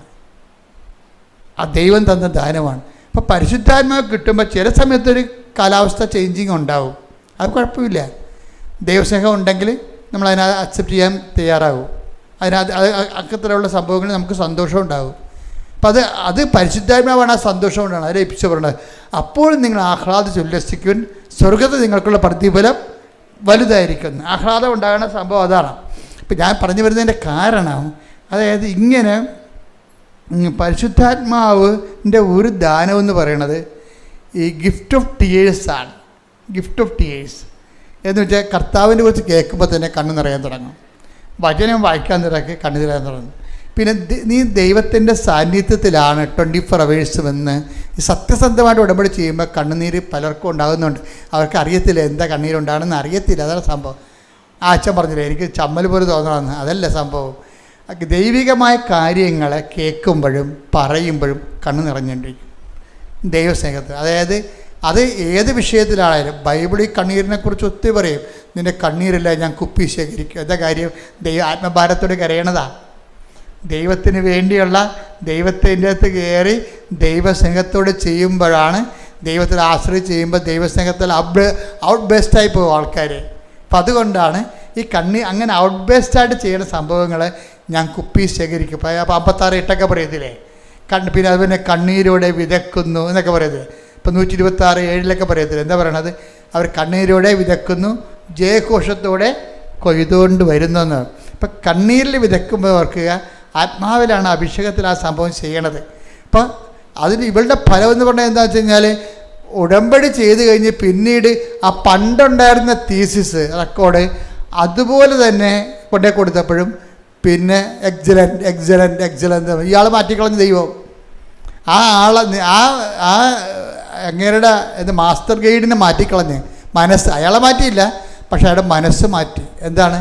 ഇവൾ പണ്ട് കാണിച്ച് തെറ്റ് വാങ്ങിച്ചിട്ടുള്ള സാധനം തന്നെയാണ് ഇപ്പം പുള്ളിയെ കൊണ്ട് കാണിക്കുമ്പോൾ എല്ലാം ഗുഡ് എക്സലൻ്റ് എന്ന് പറഞ്ഞ് കൊടുക്കണം. ആളെ മാറ്റും. ദൈവത്തിന് ഒരു സമയം മതി. അതാണ് പരിശുദ്ധാത്മാവിനെ തന്നെയാണ് ശരിക്കും പറഞ്ഞാൽ, പ്രത്യേകിച്ച് ഉടമ്പടി പുതുക്കിയ ആൾക്കാർ ഇനി പരിശുദ്ധാത്മാവിന് വളരാൻ വേണ്ടി പ്രത്യേകം ശ്രദ്ധിക്കണമെന്നാണ് എൻ്റെ അർത്ഥം. അതുപോലെ തന്നെ ഒരു സാക്ഷ്യമാണ് നമ്മൾ ഈ പ്രാവശ്യം കേട്ടത്. അതായത് അനിലയുടെ സാക്ഷ്യം. അനിലയുടെ മകൾക്ക് 4ാം ക്ലാസ്സിൽ പെങ്കൊച്ചാണ്. 4ാം ക്ലാസ്സിൽ ഒരു വയറുവേദന ഉണ്ടായി, കൊണ്ടുപോയി ആശുപത്രി കാണിച്ച് സ്കാൻ ചെയ്തു. ആ സ്കാൻ വീട്ടിൽ വെച്ചു. 14ാം വയസ്സിലും വയറുവേദന ഉണ്ടായി അതുപോലെ തന്നെ. അപ്പോൾ അതിന് സ്കാൻ ചെയ്തപ്പോൾ പറഞ്ഞ്, നിങ്ങൾ പണ്ട് ഡോക്ടർ ആദ്യം സ്കാൻ ചെയ്തപ്പോൾ ഡോക്ടറൊന്നും പറഞ്ഞില്ലേ എന്ന് ചോദിച്ചു. ഡോക്ടറൊന്നും പറഞ്ഞില്ല, മരുന്ന് തന്ന് തീർന്നു എന്ന് പറഞ്ഞ്. എന്നാൽ ആ സ്കാനിങ് റിപ്പോർട്ട് ഉണ്ടോ കയ്യിൽ? അതുണ്ടെന്ന് പറഞ്ഞ്. അത് വായിച്ചപ്പോൾ എന്താ സമയം അതിൻ്റെ അകത്ത് എഴുതിയിട്ടുണ്ട്, ഈ കൊച്ചിന് യൂട്രസ് ഇല്ലെന്ന്, ഗർഭപാത്രം ഇല്ലെന്ന് അന്ന് എഴുതി വെച്ചിട്ടുണ്ട് ആ സ്കാൻ റിപ്പോർട്ടിൽ. അത് പിന്നെ അന്നത്തെ ഡോക്ടർമാർ വിചാരിച്ച് വളരുമ്പോൾ ശരിയാവുമെന്ന്. 14ാം വയസ്സിൽ ഇപ്പം സ്കാൻ ചെയ്തപ്പോൾ യൂട്രസ് ഇല്ല. ആ പെങ്കൊച്ചിൻ്റെ അമ്മ തകർന്നു പോയി. അവൾ ഉടമ്പടി എടുത്ത് കണ്ണീരോടെ അമ്മയുടെ മുമ്പിൽ, അമ്മേ എൻ്റെ പെങ്കൊച്ചിൻ്റെ ഭാവിയില്ല. അപ്പോൾ ഡോക്ടർ പറഞ്ഞ്, അപ്പോൾ ഇത് എന്നിട്ട് ഇവൾ ഉടമ്പടി എടുത്തേച്ച് ഉടമ്പടി തൈലം എടുത്തിട്ട് ആ പൊക്കിളിൻ്റെ താഴെ ഗർഭപാത്രം നേരെ ഒരു കുരിശ് വരച്ച്, അമ്മേ ഇല്ലെങ്കിൽ ഉണ്ടാക്കി തരണം, എനിക്ക് അമ്മയിലാണ് വിശ്വാസം എന്ന് പറഞ്ഞു. പിന്നെ MRI എടുക്കുമ്പോൾ ആ വയസ്സിൻ്റെ ഗർഭപാത്രം അവിടെ അമ്മ വെച്ച് കൊടുക്കും. അപ്പം ഇത് ഉടമ്പടിയിൽ ഇതിൻ്റെ അപ്പുറത്ത് നടക്കും. മരിച്ചവന്മാർ ജീവിച്ചു വരും. കാര്യം എന്താണ്? അത് അമ്മ മാതാവ് പ്രത്യക്ഷപ്പെട്ടതിൻ്റെ ഭാഗമായിട്ടാണ് ഉടമ്പടി വരണത്. അതുകൊണ്ട് നമ്മൾ പ്രത്യക്ഷ പ്രാർത്ഥന ചെല്ലണത്. അപ്പോൾ പ്രത്യക്ഷ പ്രാർത്ഥന ചെല്ലാൻ വേണ്ടി നിങ്ങൾക്ക് തന്നിരിക്കുന്ന സമയം 5:30 to 6:30. അതിനുള്ളിൽ നിങ്ങൾ ചെല്ലിയിരിക്കണം.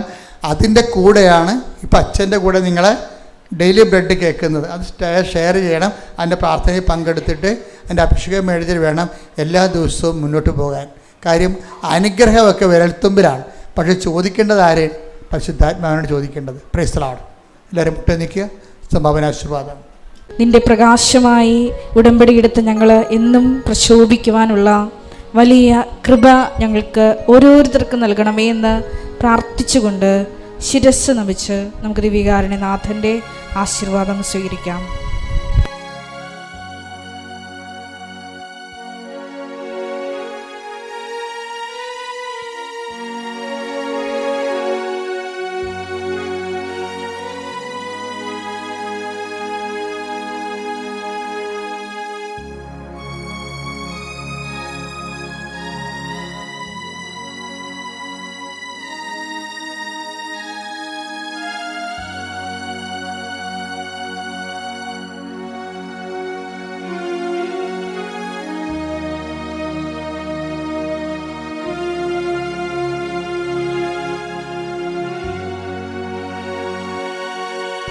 പരിശുദ്ധ പരമമാ ദിവ്യകാരുണ്യമേ, എന്നുമെന്നും അങ്ങേക്ക് ആരാധന. പരിശുദ്ധ പരമമാ ദിവ്യകാരുണ്യമേ, എന്നുമെന്നും അങ്ങേക്ക് ആരാധന. ആവേ ആവേ ആവേ മരിയ, ആവേ ആവേ ആമേൻ.